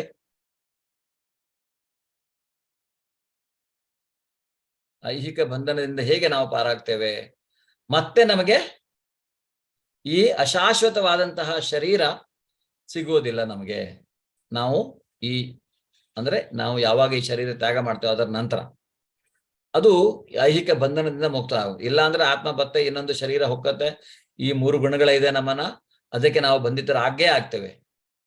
ಅದರಿಂದ ಇಲ್ಲಿ ನಾವು ಸಂಪೂರ್ಣವಾಗಿ ಮುಕ್ತರಾಗುವಂತಹದ್ದು, ಯಾವುದೇ ಕರ್ಮ ಫಲಗಳು ನಮಗೆ ಅಂಟುಕೊಳ್ಳುವುದಿಲ್ಲ. ಅಂದ್ರೆ ಫಲಾಸಕ್ತಿ ಇಲ್ಲದ ಕರ್ಮಕ್ಕೆ ಪ್ರತಿಕ್ರಿಯೆ ಇಲ್ಲ ಅನ್ನುವಂಥದ್ದು. ಹರೇ ಕೃಷ್ಣ. ಸೊ ಉದಾಹರಣೆಗೆ ಒಂದು ಕಥೆ ಇದೆ. ಇವರು ಇಸ್ಕಾನಿನ ಒಬ್ಬ ಆಚಾರ್ಯರು. ಇವರು ಜನ್ಮತಃ ಮುಸ್ಲಿಂ ಕುಟುಂಬದಲ್ಲಿ ಹುಟ್ಟಿದವರು. ಇವರು ಕೃಷ್ಣ ಪ್ರಜ್ಞೆಯಲ್ಲಿ ಯಾವಾಗ ಚೈತನ್ಯ ಮಹಾಪ್ರಭುಗಳು 500 ವರ್ಷಗಳ ಹಿಂದೆ ಚೈತನ್ಯ ಮಹಾಪ್ರಭುಗಳ ಅವರ ಸಮಯ ಕಾಲದವರು. ಸೊ ಇವ್ರೇನ್ ಮಾಡ್ತಾರೆ, ಕೃಷ್ಣ ಪ್ರಜ್ಞೆಗೆ ಬಂದು ಈ ಹರೇ ಕೃಷ್ಣ ಮಹಾಮಂತ್ರವನ್ನ, ಅದಕ್ಕೆ ಆಕರ್ಷಣೆಗೆ ಒಳಗಾಗಿ ಆ ಮಂತ್ರವನ್ನ ಪ್ರತಿನಿತ್ಯ 2 ಲಕ್ಷಕ್ಕೂ ಅಧಿಕ ಬಾರಿ ಅವರು ಹರೇ ಕೃಷ್ಣ ಮಹಾಮಂತ್ರ ಅಂದ್ರೆ ಜಪಿಸ್ತಾ ಇದ್ರು. ಅವರಿಗೆ ಅವರ ಆ ರೀತಿಯಾದಂತಹ ಭಕ್ತಿಯನ್ನ ನೋಡಿ, ಅವರು ಮಾಡುವಂತಹ ಜಪದ ಇದನ್ನ ನೋಡಿ ಚೈತನ್ಯ ಮಹಾಪ್ರಭುಗಳು ಅವರಿಗೆ ನಾಮಾಚಾರ್ಯ ಅಂತ ಒಂದು ಬಿರುದನ್ನ ಕೊಡ್ತಾರೆ. ಆದರೆ ಕೆಲವು ಬ್ರಾಹ್ಮಣರಿಗೆ ಅದೊಂಥರ ಅಸೂಯೆ. ಅಂದ್ರೆ ಯಾರು ಆ ರೀತಿಯಾಗಿ ಅವರ ಶಿಷ್ಯರಾಗಿರ್ತಾರೆ, ಹುಟ್ಟು ಬ್ರಾಹ್ಮಣ ಕುಲದಲ್ಲಿ ಹುಟ್ಟಿರ್ತಾರೆ, ಆದ್ರೆ ಅವರಿಗೆ ಅಸೂಯೆ. ಇವ್ರು ಯಾರೋ ಬೇರೆ ಜಾತಿಯಲ್ಲಿ ಹುಟ್ಟಿದವರು, ಬೇರೆ ಜಾತಿಯೂ ಅಲ್ಲ, ಬೇರೆ ಧರ್ಮದಲ್ಲಿ ಹುಟ್ಟಿದವರಿಗೆ ಇವರಿಗೆ ಇವರು ಆ ತರದ ಬಿರುದನ್ನ ಕೊಟ್ಬಿಟ್ಟಿದಾರಲ್ಲ, ನಮಗೆ ಯಾಕಿಲ್ಲ ಅಂತಹ ಒಂದು ಅಸೂಯೆಯಲ್ಲಿ ಅವ್ರು ಏನ್ ಮಾಡ್ತಾರೆ, ಹೇಗಾದ್ರೂ ಮಾಡಿ ಅವರನ್ನ ಅಶುಚಿಯನ್ನಾಗಿ ಮಾಡ್ಬೇಕು, ಅವರನ್ನ ಮಾಲಿನ್ಯಗೊಳಿಸ್ಬೇಕು, ಅಂದ್ರೆ ಅವರಿಗೆ ಕೆಟ್ಟ ಹೆಸರು ತರಬೇಕು ಅನ್ನುವ ಉದ್ದೇಶದಿಂದ ಅವ್ರು ಏನ್ ಮಾಡ್ತಾರೆ, ಆ ಊರಿನ ಒಂದು ವೇಶ್ಯೆಗೆ ಅವ್ರ ಮನೆಗೆ ಹೋಗಕ್ ಹೇಳ್ತಾರೆ. ಆ ವೇಶ್ಯೆ ಅವ್ರ ಮನೆಗೆ ಹೋಗ್ತಾಳೆ. ಅವ್ರು ಹೇಳಿದ ಹಾಗೆ ಅದು ದುಡ್ಡು ಅಂದ್ರೆ ಅವ್ರ ಮನೆಗೆ ಹೋಗ್ತಾಳೆ, ದುಡ್ಡು ಗಿಡ್ಡು ತಗೊಂಡಿರ್ತಾಳೆ, ಅವಳು ಕೆಲಸ ಬಿಡಿ ಅದು ಹೋಗೋದು. ಅವಳು ಹೋಗ್ತಾಳೆ. ಅವಳು ಹೋಗ್ಬಿಟ್ಟು ಅವಳು ಹೇಳ್ತಾಳೆ, ಅವ್ರು ಕೇಳ್ತಾರೆ, ಓಕೆ ಬಾ, ಬಂದಿದೀಯಾ, ಕೂತ್ಕೋ, ನೀನ್ ಯಾಕೆ ಬಂದಿದೀಯಾ? ಅವ್ರು ಹೇಳ್ತಾಳೆ, ನನಗೆ ನಿಮ್ಮ ಸಂಘವನ್ನ ಮಾಡಬೇಕು, ನೀವು ಅದಕ್ಕೆ ನಾನು ಬಂದಿದ್ದೇನೆ ಅಂತ ಹೇಳ್ತಾರೆ. ಆದ್ರೆ ಇವರು ಪ್ರತಿನಿತ್ಯ ಇವರಿಗೆ 2 ಲಕ್ಷಕ್ಕೂ ಅಧಿಕ ಜಪಗಳನ್ನ ಒಂದಿಷ್ಟು ಕೌಂಟ್ ಇದೆ, 2 ರಿಂದ 3 ಲಕ್ಷದ, ಆ ರೀತಿಯಾಗಿ ಅದನ್ನ ಮಾಡಿ ಮುಗಿಸ್ಬೇಕು. ಅವ್ರು ಹೇಳ್ತಾರೆ, ಸರಿ, ನಿನ್ನ ಬಂದಿರುವ ಏನಕ್ಕೆ ಉದ್ದೇಶ ಏನಿದೆಯೋ ಅದನ್ನ ನಾನು ಆಮೇಲೆ ಈಡೇರಿಸ್ತೇನೆ, ನಾನೀಗ ಜಪ ಮಾಡ್ತಾ ಇದ್ದೇನೆ, ಜಪ ಮುಗಿದ ಮೇಲೆ ಅದನ್ನ ನಾನು ಈಡೇರಿಸ್ತೇನೆ ಅಂತ ಹೇಳ್ತಾರೆ. ಆದ್ರೆ ಅವರ ಜಪ ಮುಗಿಬೇಕಲ್ಲ. ಅವ್ರ ಜಪ ಮುಗಿಯೋದು ಯಾವಾಗ ಹೇಳಿ? ಈಗ ನಮಗೆ 16 ರೌಂಡ್ ಮಾಡಬೇಕು ಅಂತ ಗುರುಗಳ ಆದೇಶ ಇದೆ. ನಮಗೆ 1:30 ರಿಂದ 1:45 ಗಂಟೆ ಬೇಕೇ ಬೇಕು. 16 ರೌಂಡ್ ಪ್ರತಿನಿತ್ಯ ಮಾಡಲೇಬೇಕು. ನಮಗೆ ಗುರುಗಳ ಆದೇಶ ಇದೆ. ಕೃಷ್ಣ ಪ್ರಜ್ಞೆಯಲ್ಲಿ ನಾವು ಇಸ್ಕಾನ್ ಜೊತೆಗೆ ಈ ರೀತಿಯಾಗಿ ನಾವು ಹೀಗೆ ಶಿಕ್ಷಕರಾಗಿ ಮುಂದುವರಿಬೇಕಂದ್ರೆ ನಮಗೆ ಒಂದು ಆಜ್ಞೆ ಇದೆ, ಗುರುಗಳ ಆಜ್ಞೆ ಇದೆ. ಸೊ ಅದನ್ನು ನಾವು ಮಾಡಲೇಬೇಕು. ನಮಗೆ 1:30 1:45 ಗಂಟೆ ಬರೀ 16 ರೌಂಡ್ ಮಾಡೋದಕ್ಕೆ. ನಾವು 16 × 1 ಹರೇ ಕೃಷ್ಣ ಮಹಾಮಂತ್ರದಲ್ಲಿ 16 ಬಾರಿ ಕೃಷ್ಣ ಮತ್ತೆ ಭಗವಂತನ ಹೆಸರು ಬರುತ್ತೆ. ಸೊ ಮಿನಿಮಮ್ ಅವರಿಗೆ 110 ರಿಂದ 120 ರೌಂಡ್ ಆದ್ರೂ ಮಾಡ್ಬೇಕು, 2 ಲಕ್ಷ ಮಾಡ್ಬೇಕಂದ್ರೆ. ಆ ರೀತಿಯಾಗಿ ದಿನದ 20 ಗಂಟೆ ಹೆಚ್ಚು ಕಡಿಮೆ 18 ರಿಂದ 20 ಗಂಟೆ ಅವರು ಧ್ಯಾನವನ್ನೇ ಅಂದ್ರೆ ಈ ಮಂತ್ರವನ್ನೇ ಜಪಿಸ್ಬೇಕು ಅವರು. ಸೊ ಅಂತಹ ಪರಿಸ್ಥಿತಿಯಲ್ಲಿ ಒಂದು ದಿನ ಅವರು ಇನ್ನು ಮುಗ್ದಿಲ್ಲ ಅವ್ರದ್ದು. ಅವಳು ಹೇಳ್ತಾಳೆ, ಸರಿ ಕಾದು ಕಾದು ಬೇಜಾರಾಗಿ ಬೇರೆ ನಾನು ಬರ್ತೀನಿ, ನಾಳೆ ಬರ್ತೀನಿ ಮತ್ತೆ ಅಂತ ಅವಳು ಅಲ್ಲಿಂದ ಹೋಗ್ತಾಳೆ. ಅವ್ರು ಆಯ್ತು, ಅವರ ಕರ್ತವ್ಯ ಮಾಡ್ಕೊಂಡು ಮುಂದೆ ಹೋಗ್ತಾ ಇದ್ದಾರೆ. ಅವರಿಗೇನು ಅದ್ರ ಮೇಲೆ ಇಂಟ್ರೆಸ್ಟ್ ಇಲ್ಲ. ಅವಳು ಯಾಕೆ ಬಂದಿದ್ದಾಳೆ ಏನು. ಅವಳು ಹೇಳ್ತಾ ಇದ್ದಾಳೆ, ಹೌದಾ ಆಯ್ತಾ ನಿನ್ ಕೂತ್ಕೋ, ನಾನು ಆಮೇಲೆ ಅಂದ್ರೆ ನನ್ನ ಜಪ ಮುಗಿಸ್ಬಿಟ್ಟು ನಾನು ಆಮೇಲೆ ನಿನ್ನ ಇಚ್ಛೆ ಏನಿದೆ ಅದನ್ನ ಈಡೇರಿಸ್ತೇನೆ. ಅದು 2ನೇ ದಿನಾನೂ ಅದೇ ತರ ಆಗತ್ತೆ. ಅವಳು ಕಾದು ಕಾದು ಕಾದು ಬೋರಾಗಿ ಹೋಗ್ತಾಳೆ. 3ನೇ ದಿನಾನೂ ಅದೇ ತರ ಆಗತ್ತೆ. ಅವಳು ಬರ್ತಾಳೆ, ಕಾಯ್ತಾಳೆ, ಹೋಗ್ತಾಳೆ. ಆದ್ರೆ ಅವಳಿಗೆ ಅವರ ಭಕ್ತಿಯನ್ನ ಅವರು ಮಾಡುವ ಮಂತ್ರದಿಂದ ಅವಳು ಆ ಭಗವಂತನ ನಾಮಕ್ಕೆ ಶರಣಾಗತಳಾಗ್ತಾಳೆ. ಆಮೇಲೆ ಅದರ ಆಕರ್ಷಣೆಗೆ ಅವಳು ಬರ್ತಾಳೆ. ಅವಳು ಬಂದ್ಬಿಟ್ಟು ಆಮೇಲೆ ಅವಳಿಗೆ ಹೇಳ್ತಾಳೆ, ಹೀಗೆ ನನ್ನ ಉದ್ದೇಶ ಕೆಟ್ಟದಾಗಿತ್ತು, ಆದರೆ ಈಗ ನಾನು ಮನಃ ಪರಿವರ್ತನೆ ಆಗಿದೆ ನನ್ನದು ಅನ್ನುವಂಥದ್ದು ಅವಳು ಶರಣಾಗತಳಾಗ್ತಾಳೆ.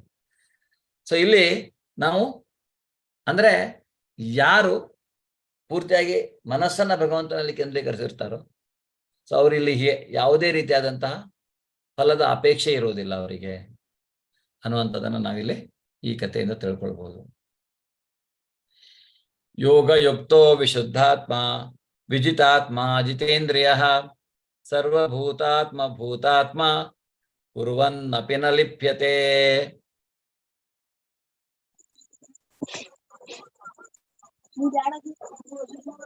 ಹರೇ ಕೃಷ್ಣ.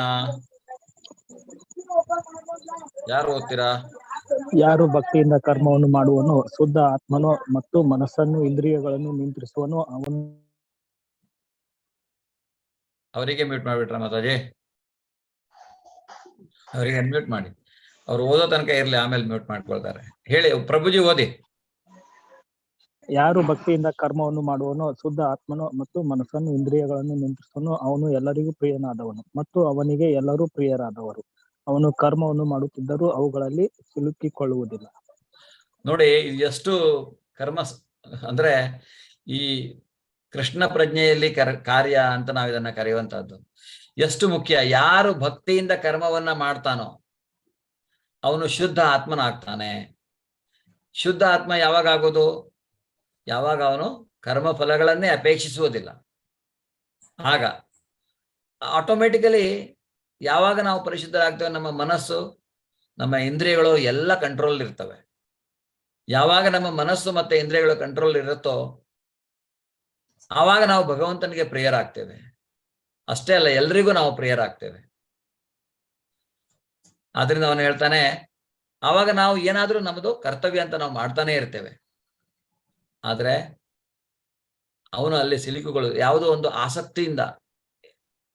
ಭಗವಂತ ಪುರುಷೋತ್ತಮ ಯೋಗ 15ನೇ ಯೋಗದಲ್ಲಿ ಹೇಳ್ತಾನೆ, ನಾವು ಈ ಐಹಿಕ ಪ್ರಪಂಚವನ್ನ ಹೇಗೆ ಗೆಲ್ಲಬೇಕು ಅದನ್ನ ಹೇಳ್ತಾನೆ ಅವನು ನಿರಾಸಕ್ತಿ ಎಂಬ ಅಸ್ತ್ರದಿಂದ. ನಿರಾಸಕ್ತಿಯೇ, ಆಸಕ್ತಿ ಇಲ್ಲದಿರುವುದೇ, ಐಹಿಕವಾಗಿ ನಮಗೆ ಯಾವುದರಲ್ಲಿಯೂ ಆಸಕ್ತಿ ಇಲ್ಲದಿರುವುದೇ ನಿಜವಾದ ಅಸ್ತ್ರ ಅಥವಾ ಶಸ್ತ್ರ ಅಂತ ನಾವು ಏನಾದ್ರು ಅಂದ್ರೆ ಈ ಐಹಿಕ ಪ್ರಪಂಚದಿಂದ ನಮ್ಮನ್ನು ನಾವು ಬಿಡಿಸಿಕೊಳ್ಳುವಂತಹದ್ದು. ಇಲ್ಲ ಅಂದ್ರೆ ಕರ್ಮ ಫಲಗಳು, ಕಷ್ಟ ಸುಖಗಳು ನಮ್ಮನ್ನ ಸುತ್ತಕೊಂಡಿರ್ತವೆ. ಅದರಿಂದ ನಾವು ಸುಖ ದುಃಖಗಳನ್ನ ಎಲ್ಲವನ್ನ ನಾವು ಎದುರಿಸ್ಬೇಕಾಗತ್ತೆ, ಅನುಭವಿಸ್ಬೇಕಾಗತ್ತೆ ಅಲ್ವಾ. ಮಾನಾಪಮಾನ, ಸುಖ ದುಃಖ, ಶೀತೋಷ್ಣ ಇವೆಲ್ಲ ನಾವು ಅನುಭವಿಸ್ಬೇಕಾಗತ್ತೆ. ಅವಾಗ ಏನ್ ಹೇಳ್ತಾ, ಅವಾಗ ಪರಮಾತ್ಮನ ಬಗ್ಗೆ ಲಕ್ಷ್ಯ ಇರೋದಿಲ್ಲ.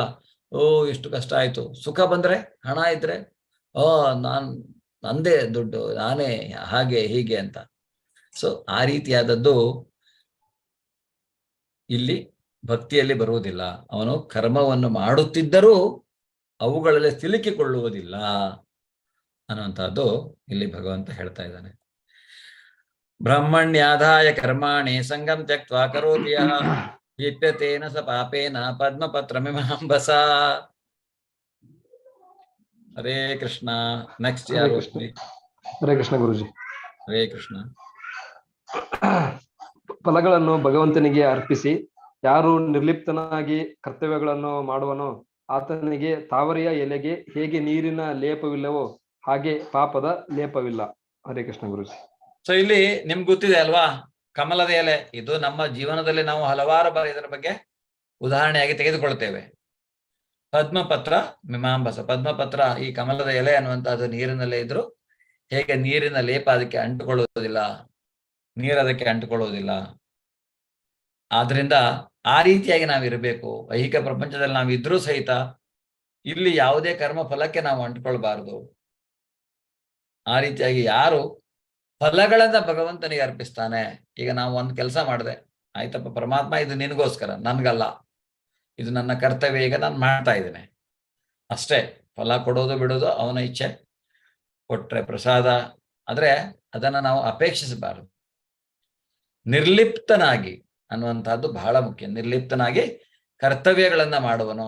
ಆತನಿಗೆ ತಾವರೆ ಎಲೆಯ ಮೇಲೆ ನೀರಿನ ಲೇಪವಿಲ್ಲ, ಹಾಗೆ ಪಾಪದ ಲೇಪವಿರುವುದಿಲ್ಲ. ಅವನು ಸ್ಥಿತಪ್ರಜ್ಞನ ತರ ಕೆಲಸ ಮಾಡುವಂತಹದ್ದು. ಇಲ್ಲಿ ಒಂದು ಸಣ್ಣ ಪ್ರಭುಪಾದರ ವಿಡಿಯೋ ನಿಮಗೋಸ್ಕರ. ಅವರು US ಗೆ ಹೋಗಿ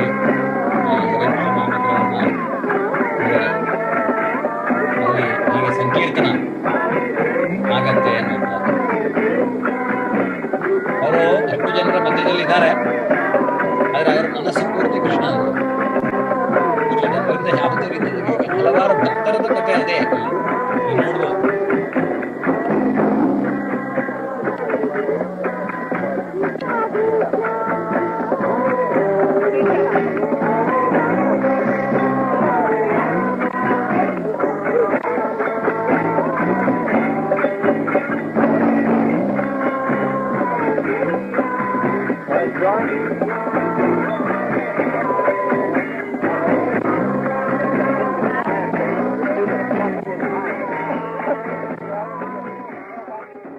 ಸೊ ಪ್ರಭುಪಾದರು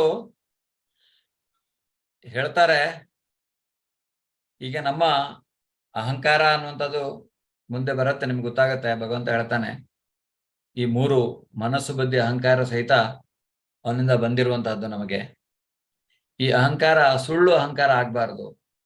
ಆದ್ರೆ ಭಗವಂತನ ಕುರಿತಾಗಿ ನಮಗೆ ಅಹಂಕಾರ ಇರಬೇಕು. ನಾನು ಭಗವಂತನ ಭಕ್ತನಾಗಿ ಏನ್ ಮಾಡ್ತಾ ಇದ್ದೇನೆ ಅದ್ರ ಬಗ್ಗೆ ನಮಗೆ ನಮ್ಮ ಗುರುತನ್ನ ನಾವು ಗುರುತಿಸ್ಕೊಳ್ಬಹುದು.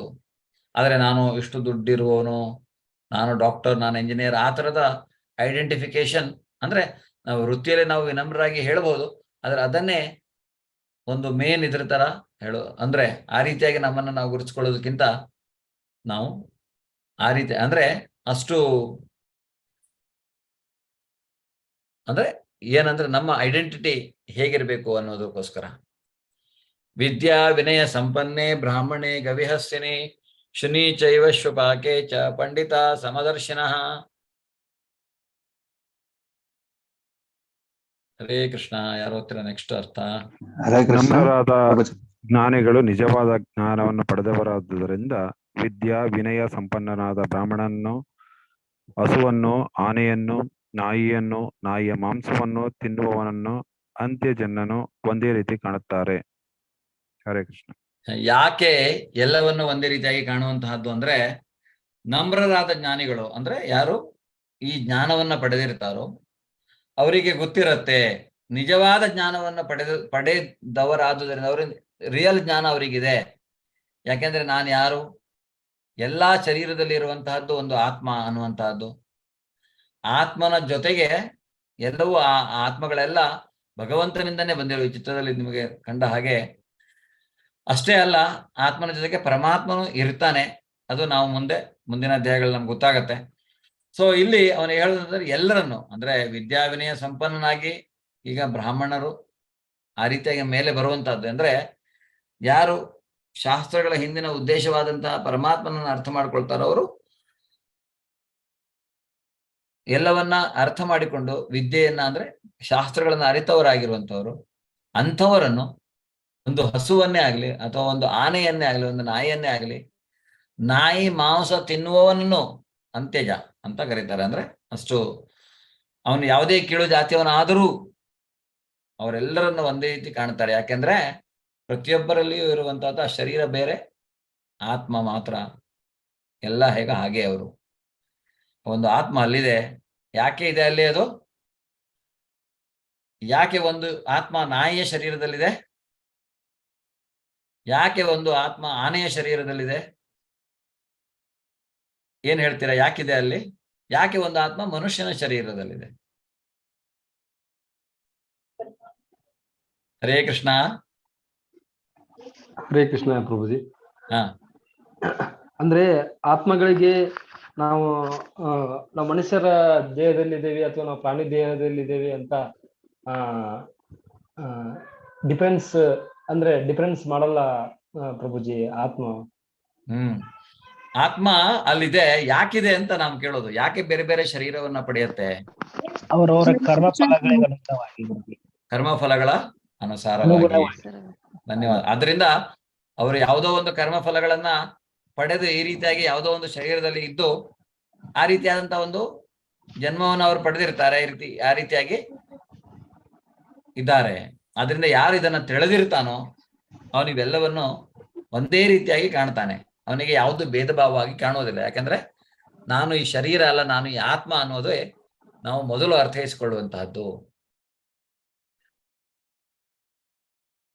ಯೇ ಹಿ ಸಂಸ್ಪರ್ಶಜ ಭೋಗ ದುಃಖಯೋನಯ ಏವತೆ ಆದ್ಯಂತುವಂತಹ ಕೌಂತೆಯ ನತೇಷು ರಮತೆ ಬುಧಃ. ಹರೇ ಕೃಷ್ಣ. ಅರ್ಥಾವಧಿ. ವಿಷಯೇಂದ್ರಿಯಗಳ ಸಂಪರ್ಕವು ದುಃಖವನ್ನುಂಟು ಮಾಡುವುದರಿಂದ ವಿವೇಕಿಯಾದವನು ಅದರಲ್ಲಿ ತೊಡಗುವುದಿಲ್ಲ. ಕುಂತಿ ಪುತ್ರನಾದ ಅರ್ಜುನನೇ, ಇಂತಹ ಸುಖಗಳಿಗೆ ಆದಿಯೂ ಅಂತ್ಯವೂ ಉಂಟು. ಆದುದರಿಂದ ವಿವೇಕಿಯಾದವನು ಅವುಗಳಲ್ಲಿ ಸಂತೋಷ ಪಡುವುದಿಲ್ಲ. ಈಗ ನಮಗೊಂದು ಸುಖ ಸಿಕ್ಕಿದ್ರೆ ವಿಷಯೇಂದ್ರಿಯಗಳು ಅಂದ್ರೆ ಇಂದ್ರಿಯ ತೃಪ್ತಿಯ ಕುರಿತಾಗಿ ಮಾಡುವಂತಹ ಕೆಲಸ. ಆದ್ರಿಂದ ಈ ವಿಷಯೇಂದ್ರಿಯಗಳ ಸಂಪರ್ಕ ಎನ್ನುವಂತಹದ್ದು ನಮಗೆ ಖಂಡಿತವಾಗಿಯೂ ಭಗವಂತ ಹೇಳಿದಾಗೇನೆ ಅದು ದುಃಖವನ್ನೇ ಉಂಟು ಮಾಡುವಂತಹದ್ದು. ವಿವೇಕಿಯಾದವನು ಅಂದ್ರೆ ಅರಿತಿರುವವನು ಇದನ್ನ ಅವನಿಗೆ ಅದು ಗೊತ್ತಿದೆ. ಆದ್ರಿಂದ ಅವನು ವಿಷಯೇಂದ್ರಿಯಗಳ ಸಂಪರ್ಕಕ್ಕೆ ಹೋಗುವುದಿಲ್ಲ. ಯಾಕೆಂದ್ರೆ ಅವನಿಗೆ ಗೊತ್ತಿದೆ, ನಾನು ವಿಷಯೇಂದ್ರಿಯಗಳ ಸಂಪರ್ಕಕ್ಕೆ ಹೋದ್ರೆ ನಾನು ಅಲ್ಲಿ ಟ್ರಾಪ್ ಆಗ್ತೇನೆ, ನಾನು ಅದರಿಂದ ಬಂಧಿಸಲ್ಪಡ್ತೇನೆ, ಅದರಿಂದ ಹೊರಗೆ ಬರೋದು ಅವನಿಗೆ ಬಹಳ ಕಷ್ಟ ಆಗತ್ತೆ ಅನ್ನೋದು ಅದನ್ನ ಅವನು ಅರಿತಿರ್ತಾನೆ. ಅದರಿಂದ ಯಾಕೆಂದ್ರೆ ಇಲ್ಲಿ ಈ ನಮ್ಗೆ ಕೆಲವೊಂದು ಟೈಮ್ ಸುಖ ಸಿಗ್ಬಹುದು ಒಂದು ವಿಷಯೇಂದ್ರಿಯಗಳ ಆಸೆಗೆ ನಾವು ಹೋದಾಗ. ಆದರೆ ಆ ಸುಖವು ಸಹಿತ ಕ್ಷಣಿಕವಾದದ್ದು ಅಲ್ವಾ? ಈಗ ನಾವು ಬಾಯಿ ರುಚಿಗೇನೋ ತಿಂತೇವೆ, ತಿನ್ನುವಷ್ಟು ಹೊತ್ತು ಹೊಟ್ಟೆ ಹಸಿವಾದಾಗ ಅಥವಾ ಇನ್ನೊಂದು ದಿನ ಮತ್ತೆ ಅದೇ ರೀತಿಯಾದ ಆಸೆ ಬರುತ್ತೆ. ಈ ಆಸೆಗೆ ಎಲ್ಲಿ ಮಿತಿ ಇದೆ ಅಲ್ವಾ? ಆದ್ರಿಂದ ವಿವೇಕಿಯಾದವನು ಅದರಿಂದ ಸಂತೋಷ ಪಡುವುದಿಲ್ಲ. ಈಗ ಉದಾಹರಣೆಗೆ ನೋಡ್ಬೋದು, ಈ ಲೈಟ್ ಅಲ್ಲಿ ನಿಮ್ಗೆ ಏನ್ ಕಾಣಿಸ್ತಾ ಇದೆ ಇಲ್ಲಿ?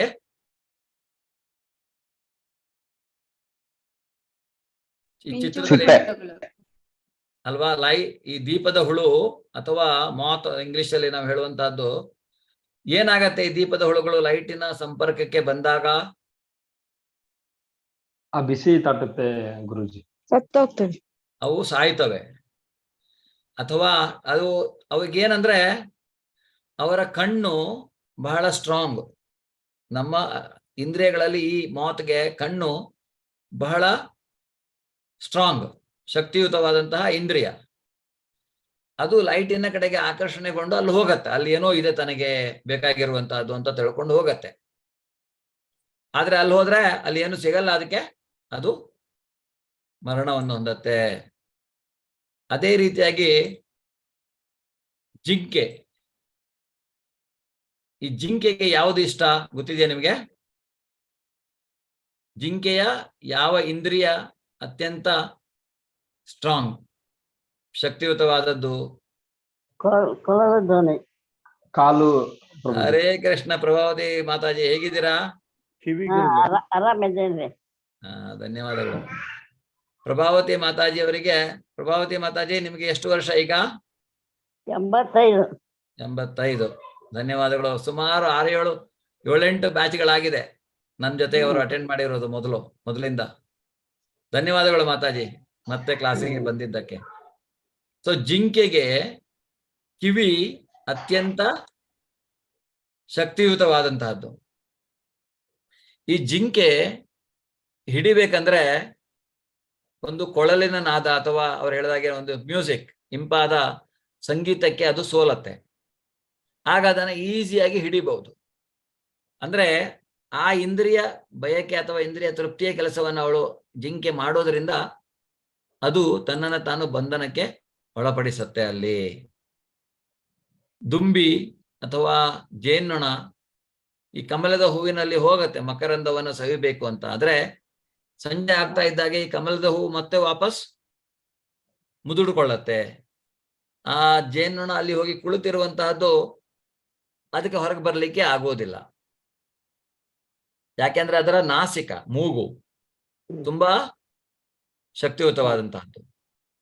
ಅದರಿಂದ ಅಲ್ಲಿ ಹೋಗತ್ತೆ, ಅದರ ಆಸೆಗೆ, ಆ ಇಂದ್ರಿಯ ತೃಪ್ತಿಯ ಸಲುವಾಗಿ ಅವಳು ಅಲ್ಲಿ ಹೋಗತ್ತೆ. ಆದ್ರೆ ಅದು ಅಲ್ಲಿ ಹೋಗಿ ಟ್ರ್ಯಾಪ್ ಆಗ್ಬಿಡತ್ತೆ. ಅಂದ್ರೆ ಒಂದೊಂದು ಇಂದ್ರಿಯದ ಉದಾಹರಣೆಯನ್ನು ನಾವಿಲ್ಲಿ ನೋಡಬಹುದು. ಮೀನನ್ನು ನಾವು ಹೇಗೆ ಹಿಡಿತೇವೆ?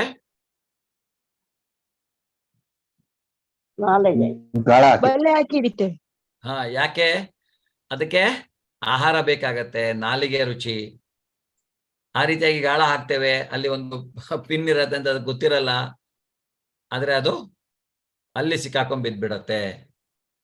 ಆನೆಗೆ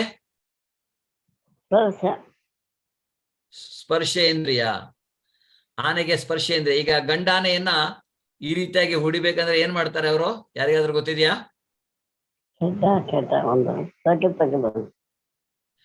ಮುಂದೆ ಹೆಣ್ಣಾನೆ ಕರ್ಕೊಂಡು ಹೋಗ್ತಾರಂತೆ, ಹಿಂದೆ ಈ ಗಂಡಾನೆ ಅದ್ರ ಹಿಂದೆ ಹೋಗ್ತಾ ಹೋಗ್ತಾ ಹೋಗುತ್ತೆ. ಯಾಕಂದ್ರೆ ಅದಕ್ಕೆ ಆನೆಯನ್ನ ತಾನು ಮುಟ್ಟಬೇಕು ಅಂತ ಆಸೆ. ಆಗ ಮಾರ್ಗ ಮಧ್ಯದಲ್ಲಿ ಅವ್ರು ಏನ್ ಮಾಡ್ತಾರೆ, ಈ ರೀತಿಯಾಗಿ ಹೊಂಡ ತೋಡಿ ಆನೆಗೆ ಗೊತ್ತಿಲ್ಲದೆ ಇರೋ ಹಾಗೆ ಅದನ್ನ ಅಲ್ಲಿ ಬೀಳಿಸ್ತಾರೆ. ಸೊ ಇದು ಚರ್ಮ ಸ್ಪರ್ಶೇಂದ್ರಿಯ.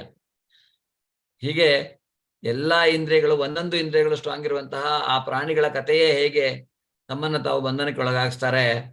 ಮನುಷ್ಯನಿಗೆ ಎಷ್ಟು ಇಂದ್ರಿಯ ಇದೆ? 5 ಪ್ರಭುಜಿ. 5 ಪಂಚೇಂದ್ರಿಯ.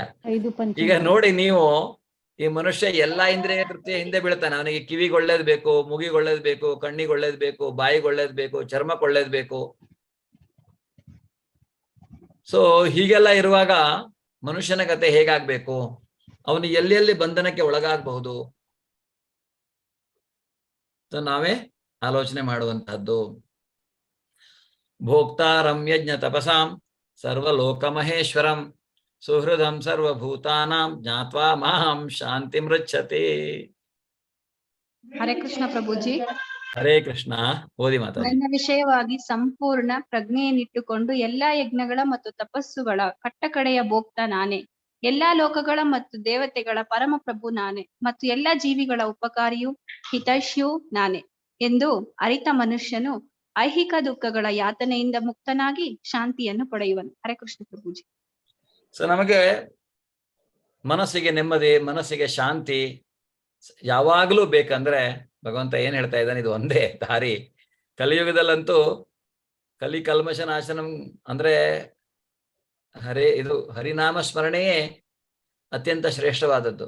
ನಮ್ಮನ್ನ ಈ ಭವ ಬಂಧನದಿಂದ ಪಾರು ಮಾಡುವಂತಹದ್ದು. ನಿಮಗೆ ಶಾಶ್ವತವಾಗಿ ನೆಮ್ಮದಿ ಬೇಕಾ? ಶಾಶ್ವತವಾದ ಶಾಂತಿ ಬೇಕಾ? ಭಗವಂತನಲ್ಲಿ ನಮ್ಮ ಮನಸ್ಸನ್ನು ನಾವು ಕೇಂದ್ರೀಕರಿಸಬೇಕು. ಅವನು ಹೇಳುವಂತಹದ್ದು ಇಲ್ಲಿ ಭಗವಂತ ಹೇಳ್ತಾ ಇದ್ದಾನೆ, ನನ್ನ ವಿಷಯವಾಗಿ ಸಂಪೂರ್ಣ ಪ್ರಜ್ಞೆಯನ್ನು ಇಟ್ಕೊಂಡು ಭಗವಂತನನ್ನ ಅರಿತಿರ್ಬೇಕು ನಾವು.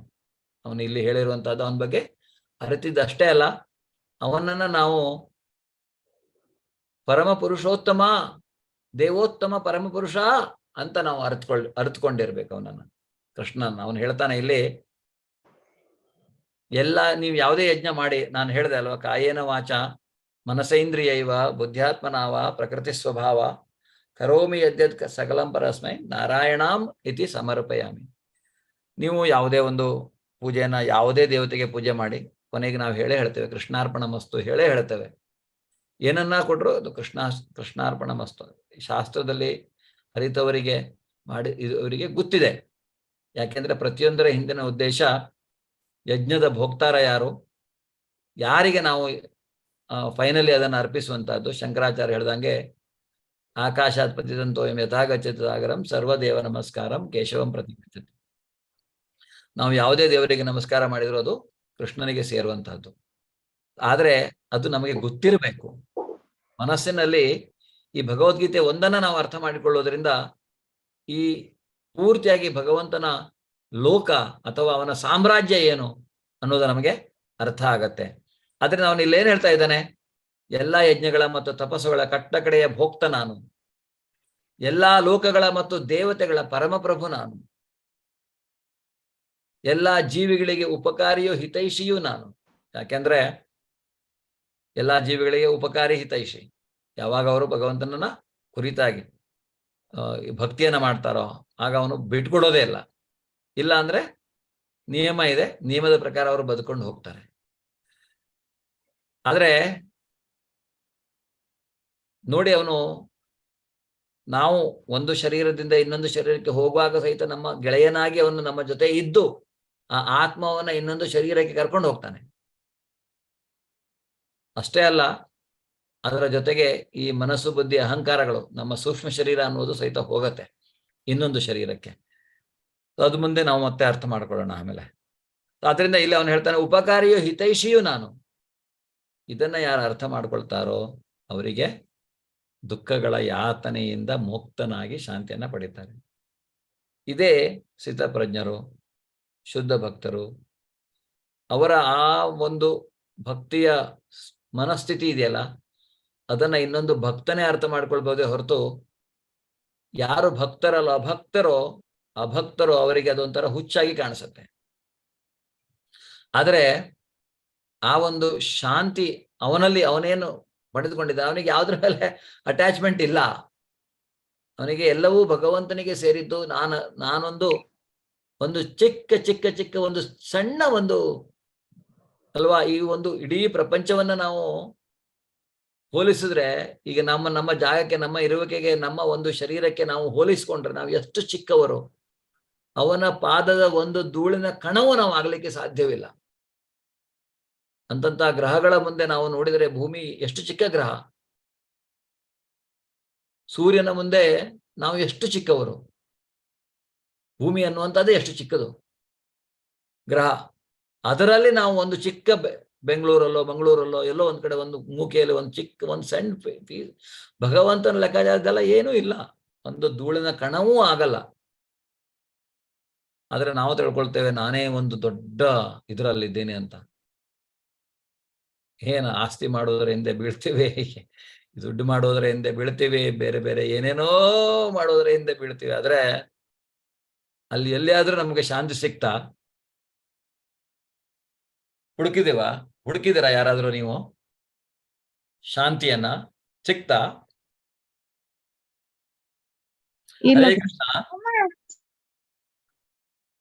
ಕೇಳ್ತಾ ಇದ್ದೀನಿ, ಯಾರು ರೆಸ್ಪಾಂಡ್ ಮಾಡ್ತಾ ಇಲ್ಲ. ಇಲ್ಲ ಗುರುಜಿ, ಸಿಗ್ತಾ ಇಲ್ಲ ಅಲ್ವಾ ಎಲ್ಲವೂ? ಇಲ್ಲ. ಎಷ್ಟು ಹುಡುಗರು ಸಿಗೋದಿಲ್ಲ ಅದು. ಭಗವಂತ ಭಗವದ್ಗೀತೆಯಲ್ಲಿ ಹೇಳಿದಾನೆ ಅದು ಎಲ್ಲಿ ಸಿಗತ್ತೆ ಅಂತ, ಪರ್ಮನೆಂಟ್ ಆಗಿ ಎಲ್ಲಿ ಸಿಗತ್ತೆ ಅಂತ. ಹರೇ ಕೃಷ್ಣ, ಅದಕ್ಕೇನೋ ದುಡ್ಡು ಕೊಡ್ಬೇಕಾದಂತಿಲ್ಲ, ಅದಕ್ಕೇನು ನಾವೇನು ಖರ್ಚು ಮಾಡ್ಬೇಕಾದಂತಿಲ್ಲ. ನಾವು ಮಾಡೋದಷ್ಟೇ ಅವನಿಗೆ ಶರಣಾಗತರಾಗುವಂಥದ್ದು.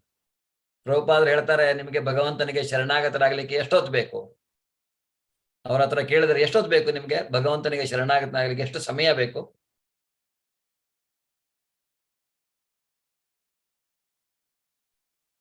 ಒಂದು ಕ್ಷಣ. ಪ್ರಭಾವತಿ ಮಾತಾಜಿ ಧನ್ಯವಾದಗಳು. ಪ್ರಭಾವತಿ ಮಾತಾಜಿಗೆ 10 ಕ್ಲಾಸ್ ಆಗಿದೆ ಆಲ್ರೆಡಿ. ಸೊ ಅವ್ರು ಎಲ್ಲದಕ್ಕೂ ಉತ್ತರ ಕೊಡ್ತಾರೆ, ಆದ್ರೆ ನೀವು ಉತ್ತರ ಕೊಡ್ಬೇಕು ನನಗೆ. ಹರೇ ಕೃಷ್ಣ. ಸೊ ಪ್ರಭಾವತಿ ಮಾತಾಜಿ, ಹೌದು. ಯಾಕೆಂದ್ರೆ ಭಗವಂತನಿಗೆ ಶರಣಾಗತನಾಗ್ಲಿಕ್ಕೆ ನಮ್ಗೆ ಜಾಸ್ತಿ ಸಮಯ ಬೇಡ, ಒಂದು ಕ್ಷಣ ನಾವಾದ್ರೆ ಒಪ್ಕೊಳ್ಬೇಕು. ಅವನನ್ನ ದೇವೋತ್ತಮ ಪರಮಪುರುಷ, ಅವನೇ ಎಲ್ಲಾ ದೇವತೆಗಳ ಪರಮಪ್ರಭು ಅನ್ನೋದನ್ನು ನಾವು ಅರ್ಥ ಮಾಡಿಕೊಳ್ಬೇಕು. ಆಗ ಮಾತ್ರ ನಾವು ಅವನಿಗೆ ಶರಣಾಗತರಾಗಲಿಕ್ಕೆ ಸಾಧ್ಯ. ಆಗ ಮಾತ್ರ ನಾವು ಅಂದ್ರೆ ಶಾಶ್ವತವಾದಂಥ ಶಾಂತಿಯನ್ನು ಪಡಲಿಕ್ಕೆ ಸಾಧ್ಯ. ಸೊ ಭಗವಂತನ ನೋಡಿದ್ರೆ ನಮಗೆ ಶಾಂತಿ ಸಿಗತ್ತೆ ಅರ್ಥ ಮಾಡಿಕೊಂಡಾಗ. ಭಗವಂತ ಇಲ್ಲ ಅಂದ್ರೆ ನಮಗೆ ಶಾಂತಿ ಇಲ್ಲ ಅಂತ. ನಾವು ಪೀಸ್ ಇಲ್ಲಿ, ನಮಗೆ ಪೀಸ್ ಸಿಗೋದಿಲ್ಲ, ನಾವು ಪೀಸ್. ಇದು ಒಂದು ಇಂಗ್ಲಿಷಲ್ಲಿ ಹೇಳಿರೋದ್ರಿಂದ ಈ ತರ ಇದೆ, ನೋ ಗಾಡ್ ನೋ ಪೀಸ್, ತಿಳಿಯುವಂತಹದ್ದು. ನೋ ಗಾಡ್ ಭಗವಂತನೇ ಇಲ್ಲ ಅಂದ್ರೆ ನೋ ಪೀಸ್, ಶಾಂತಿಯೂ ಇಲ್ಲ ಅಂತ. ಹರೇ ಕೃಷ್ಣ. ಧನ್ಯವಾದಗಳು ಪ್ರಕಾಶ್ ಪ್ರಭುಜಿ, ಪ್ರಕಾಶ್ ಚಾಟಲ್ಲಿ. ಓಕೆ, ಇವತ್ತಿನ ಈ ಅಧ್ಯಾಯ ಜ್ಞಾನಕ್ಕೆ ಅಂದ್ರೆ ಕರ್ಮ, ಕೃಷ್ಣ ಪ್ರಜ್ಞೆಯಲ್ಲಿ ಕರ್ಮಯೋಗ ಮುಗಿಯತ್ತೆ. ಸೊ ನಾವು ಈಗ ಕ್ಲಾಸನ್ನ ಎಂಡ್ ಮಾಡೋಣ. ಹರೇ ಕೃಷ್ಣ. 10 ಗಂಟೆ ಆಗಿದೆ. ಧನ್ಯವಾದಗಳು. ನೀವು ಕೇಳಬಹುದು ಪ್ರಶ್ನೆಗಳು. ಧನ್ಯವಾದಗಳು. ಹರೇ ಕೃಷ್ಣ, ಹರೇ ಕೃಷ್ಣ. ಏನಾದ್ರೂ ಪ್ರಶ್ನೆಗಳಿದೆಯಾ? ಕೇಳಬಹುದು. ಇಲ್ಲ ನಾವು ಒಂದ್ ರೌಂಡ್ ಹರೇ ಕೃಷ್ಣ ಮಂತ್ರ ಜಪಿಸೋಣ. ಓಕೆ, ಇನ್ನೂ ಇದೆ, ಬಹಳ ಇದೆ ಬರ್ಲಿಕ್ಕೆ. ನೆಕ್ಸ್ಟ್ ನಾಳೆ ಭಕ್ತಿ ಯೋಗ ಸ್ಟಾರ್ಟ್ ಆದಾಗಂತೂ ನಾವು ಪೂರ್ತಿಯಾಗಿ ನಮ್ಮನ್ನು ನಾವು ಮರೆತು ಬಿಡಬೇಕು, ಅಷ್ಟು ಇದೆ. ಹರೇ ಕೃಷ್ಣ. ನಾವೆಲ್ಲ ಈಗ ಹರೇ ಕೃಷ್ಣ ಮಹಾಮಂತ್ರವನ್ನು ಜಪಿಸೋಣ. ಜಯ ಶ್ರೀಕೃಷ್ಣ ಚೈತನ್ಯ ಪ್ರಭೋ ನಿತ್ಯಾನಂದ ಶ್ರೀ ಅದ್ವೈತ ಗದಾಧರ ಶ್ರೀವಾಸಾದಿ ಗೌರ ಭಕ್ತವೃಂದ. ಹರೇ ಕೃಷ್ಣ ಕೃಷ್ಣ ಕೃಷ್ಣ ಹರೇ ಹರೇ, ಹರೇ ರಾಮ ರಾಮ ರಾಮ ಹರೇ ಹರೇ. ಹರೇ ಕೃಷ್ಣ ಕೃಷ್ಣ ಕೃಷ್ಣ ಹರೇ ಹರೇ, ರಾಮ ರಾಮ ಹರೇ. ಹರೇ ಕೃಷ್ಣ ಕೃಷ್ಣ ಹರೇ ಹರೇ, ರಾಮ ರಾಮ ಹರೇ. ಕೃಷ್ಣ ಕೃಷ್ಣ ಹರೇ ಹರೇ, ರಾಮ ರಾಮ ಹರೇ ಹರೇ. ಹರೇ ಕೃಷ್ಣ ಕೃಷ್ಣ ಕೃಷ್ಣ ಹರೇ ಹರೇ, ರಾಮ ರಾಮ ಹರೇ ಹರೇ. ಕೃಷ್ಣ ಕೃಷ್ಣ ಕೃಷ್ಣ ಹರೇ ಹರೇ, ರಾಮ ರಾಮ ಹರೇ ಹರೇ. ಕೃಷ್ಣ ಕೃಷ್ಣ ಕೃಷ್ಣ ಹರೇ ಹರೇ, ರಾಮ ರಾಮ ಹರೇ ಹರೇ. ಕೃಷ್ಣ ಕೃಷ್ಣ ಕೃಷ್ಣ ಹರೇ ಹರೇ, ರಾಮ ಹರೇ ಹರೇ. ಕೃಷ್ಣ ಕೃಷ್ಣ ಕೃಷ್ಣ ಹರೇ ಹರೇ, ರಾಮ ಹರೇ ಹರೇ. ಹರೇ ಕೃಷ್ಣ ಕೃಷ್ಣ ಕೃಷ್ಣ ಹರೇ ಹರೇ, ರಾಮ ಹರೇ ಹರೇ. ಕೃಷ್ಣ ಕೃಷ್ಣ ಕೃಷ್ಣ ಹರೇ ಹರೇ, ರಾಮ ಹರೇ ಹರೇ. ಕೃಷ್ಣ ಕೃಷ್ಣ ಕೃಷ್ಣ ಹರೇ ಹರೇ, ಹರೇ ರಾಮ ಹರೇ ಹರೇ. ಕೃಷ್ಣ ಕೃಷ್ಣ ಕೃಷ್ಣ ಹರೇ ಹರೇ, ರಾಮ ಹರೇ ಹರೇ. ಕೃಷ್ಣ ಕೃಷ್ಣ ಕೃಷ್ಣ ಹರೇ ಹರೇ, ರಾಮ ಹರೇ ಹರೇ. ಹರೇ ಕೃಷ್ಣ ಕೃಷ್ಣ ಕೃಷ್ಣ ಹರೇ ಹರೇ, ರಾಮ ಹರೇ ಹರೇ. ಕೃಷ್ಣ ಕೃಷ್ಣ ಕೃಷ್ಣ ಹರೇ ಹರೇ, ರಾಮ ಹರೇ ಹರೇ. ಕೃಷ್ಣ ಕೃಷ್ಣ ಕೃಷ್ಣ ಹರೇ ಹರೇ, ರಾಮ ಹರೇ ಹರೇ. ಕೃಷ್ಣ ಕೃಷ್ಣ ಕೃಷ್ಣ ಹರೇ ಹರೇ, ರಾಮ ಹರೇ ಹರೇ. ಕೃಷ್ಣ ಕೃಷ್ಣ ಕೃಷ್ಣ ಹರೇ ಹರೇ, ರಾಮ ಹರೇ ಹರೇ. ಹರೇ ಕೃಷ್ಣ ಕೃಷ್ಣ ಕೃಷ್ಣ ಹರೇ ಹರೇ, ರಾಮ ಹರೇ ಹರೇ. ಕೃಷ್ಣ ಕೃಷ್ಣ ಕೃಷ್ಣ ಹರೇ ಹರೇ, ರಾಮ ಹರೇ ಹರೇ. ಕೃಷ್ಣ ಕೃಷ್ಣ ಕೃಷ್ಣ ಹರೇ ಹರೇ, ಹರೇ ರಾಮ ಹರೇ ಹರೇ. ಕೃಷ್ಣ ಕೃಷ್ಣ ಕೃಷ್ಣ ಕೃಷ್ಣ ಹರೇ ಹರೇ, ರಾಮ ಹರೇ ಹರೇ. ಹರೇ ಕೃಷ್ಣ ಕೃಷ್ಣ ಕೃಷ್ಣ ಹರೇ ಹರೇ, ರಾಮ ಹರೇ ಹರೇ. ಕೃಷ್ಣ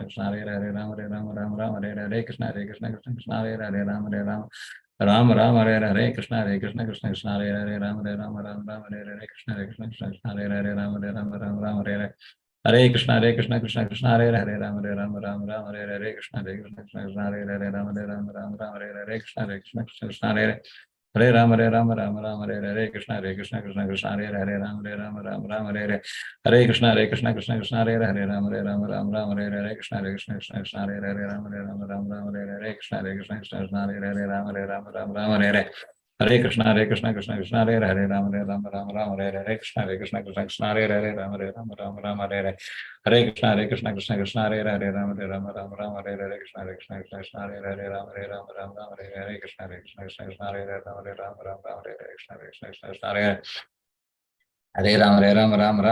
ಕೃಷ್ಣ ಕೃಷ್ಣ ಹರೇ ಹರೇ, ರಾಮ ಹರೇ ಹರೇ. ಕೃಷ್ಣ ಕೃಷ್ಣ ಕೃಷ್ಣ ಕೃಷ್ಣ ಹರೇ ಹರೇ, ಹರೇ ರಾಮ ಹರೇ ಹರೇ. ಕೃಷ್ಣ ಕೃಷ್ಣ ಕೃಷ್ಣ ಕೃಷ್ಣ ಹರೇ ಹರೇ, ರಾಮ ಹರೇ ಹರೇ. ಕೃಷ್ಣ ಕೃಷ್ಣ ಕೃಷ್ಣ ಕೃಷ್ಣ ಹರೇ ಹರೇ, ರಾಮ ಹರೇ ಹರೇ. ಕೃಷ್ಣ ಕೃಷ್ಣ ಕೃಷ್ಣ ಕೃಷ್ಣ ಹರೇ ಹರೇ, ಹರೇ ರಾಮ ಹರೇ ಹರೇ. ಕೃಷ್ಣ ಕೃಷ್ಣ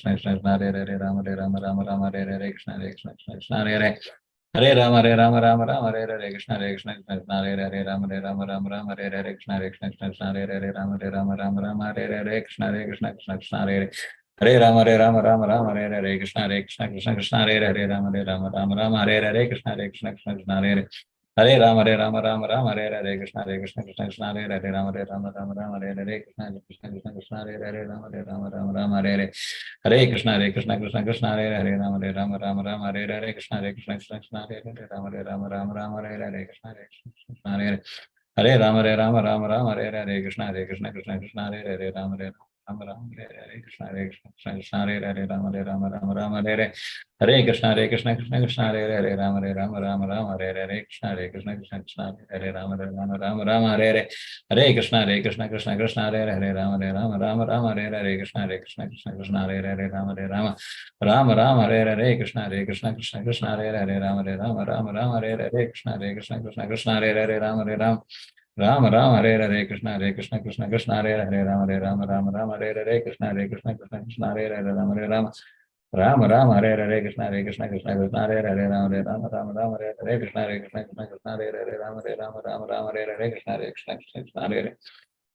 ಹರೇ, ರಾಮ ಹರೇ ಹರೇ. ಕೃಷ್ಣ ಕೃಷ್ಣ ಕೃಷ್ಣ ಕೃಷ್ಣ ಹರೇ ಹರೇ, ಹರೇ ರಾಮ ಹರೇ ಹರೇ. ಕೃಷ್ಣ ಕೃಷ್ಣ ಕೃಷ್ಣ ಕೃಷ್ಣ ಹರೇ ಹರೇ, ರಾಮ ಹರೇ ಹರೇ. ಕೃಷ್ಣ ಕೃಷ್ಣ ಕೃಷ್ಣ ಕೃಷ್ಣ ಹರೇ ಹರೇ, ರಾಮ ರಾಮ ರಾಮ ಹರೇ ಹರೇ ಕೃಷ್ಣ ಕೃಷ್ಣ ಕೃಷ್ಣ ಹರೇ ಹರೇ ರಾಮ ರಾಮ ರಾಮ ರಾಮ ಹರೇ ಹರೇ ಕೃಷ್ಣ ಕೃಷ್ಣ ಹರೇ ಹರೇ ರಾಮ ರಾಮ ರಾಮ ರಾಮ ಹರೇ ಹರೇ ಕೃಷ್ಣ ಕೃಷ್ಣ ಕೃಷ್ಣ ಹರೇ ಹರೇ ರಾಮ ರಾಮ ರಾಮ ಹರೇ ಕೃಷ್ಣ.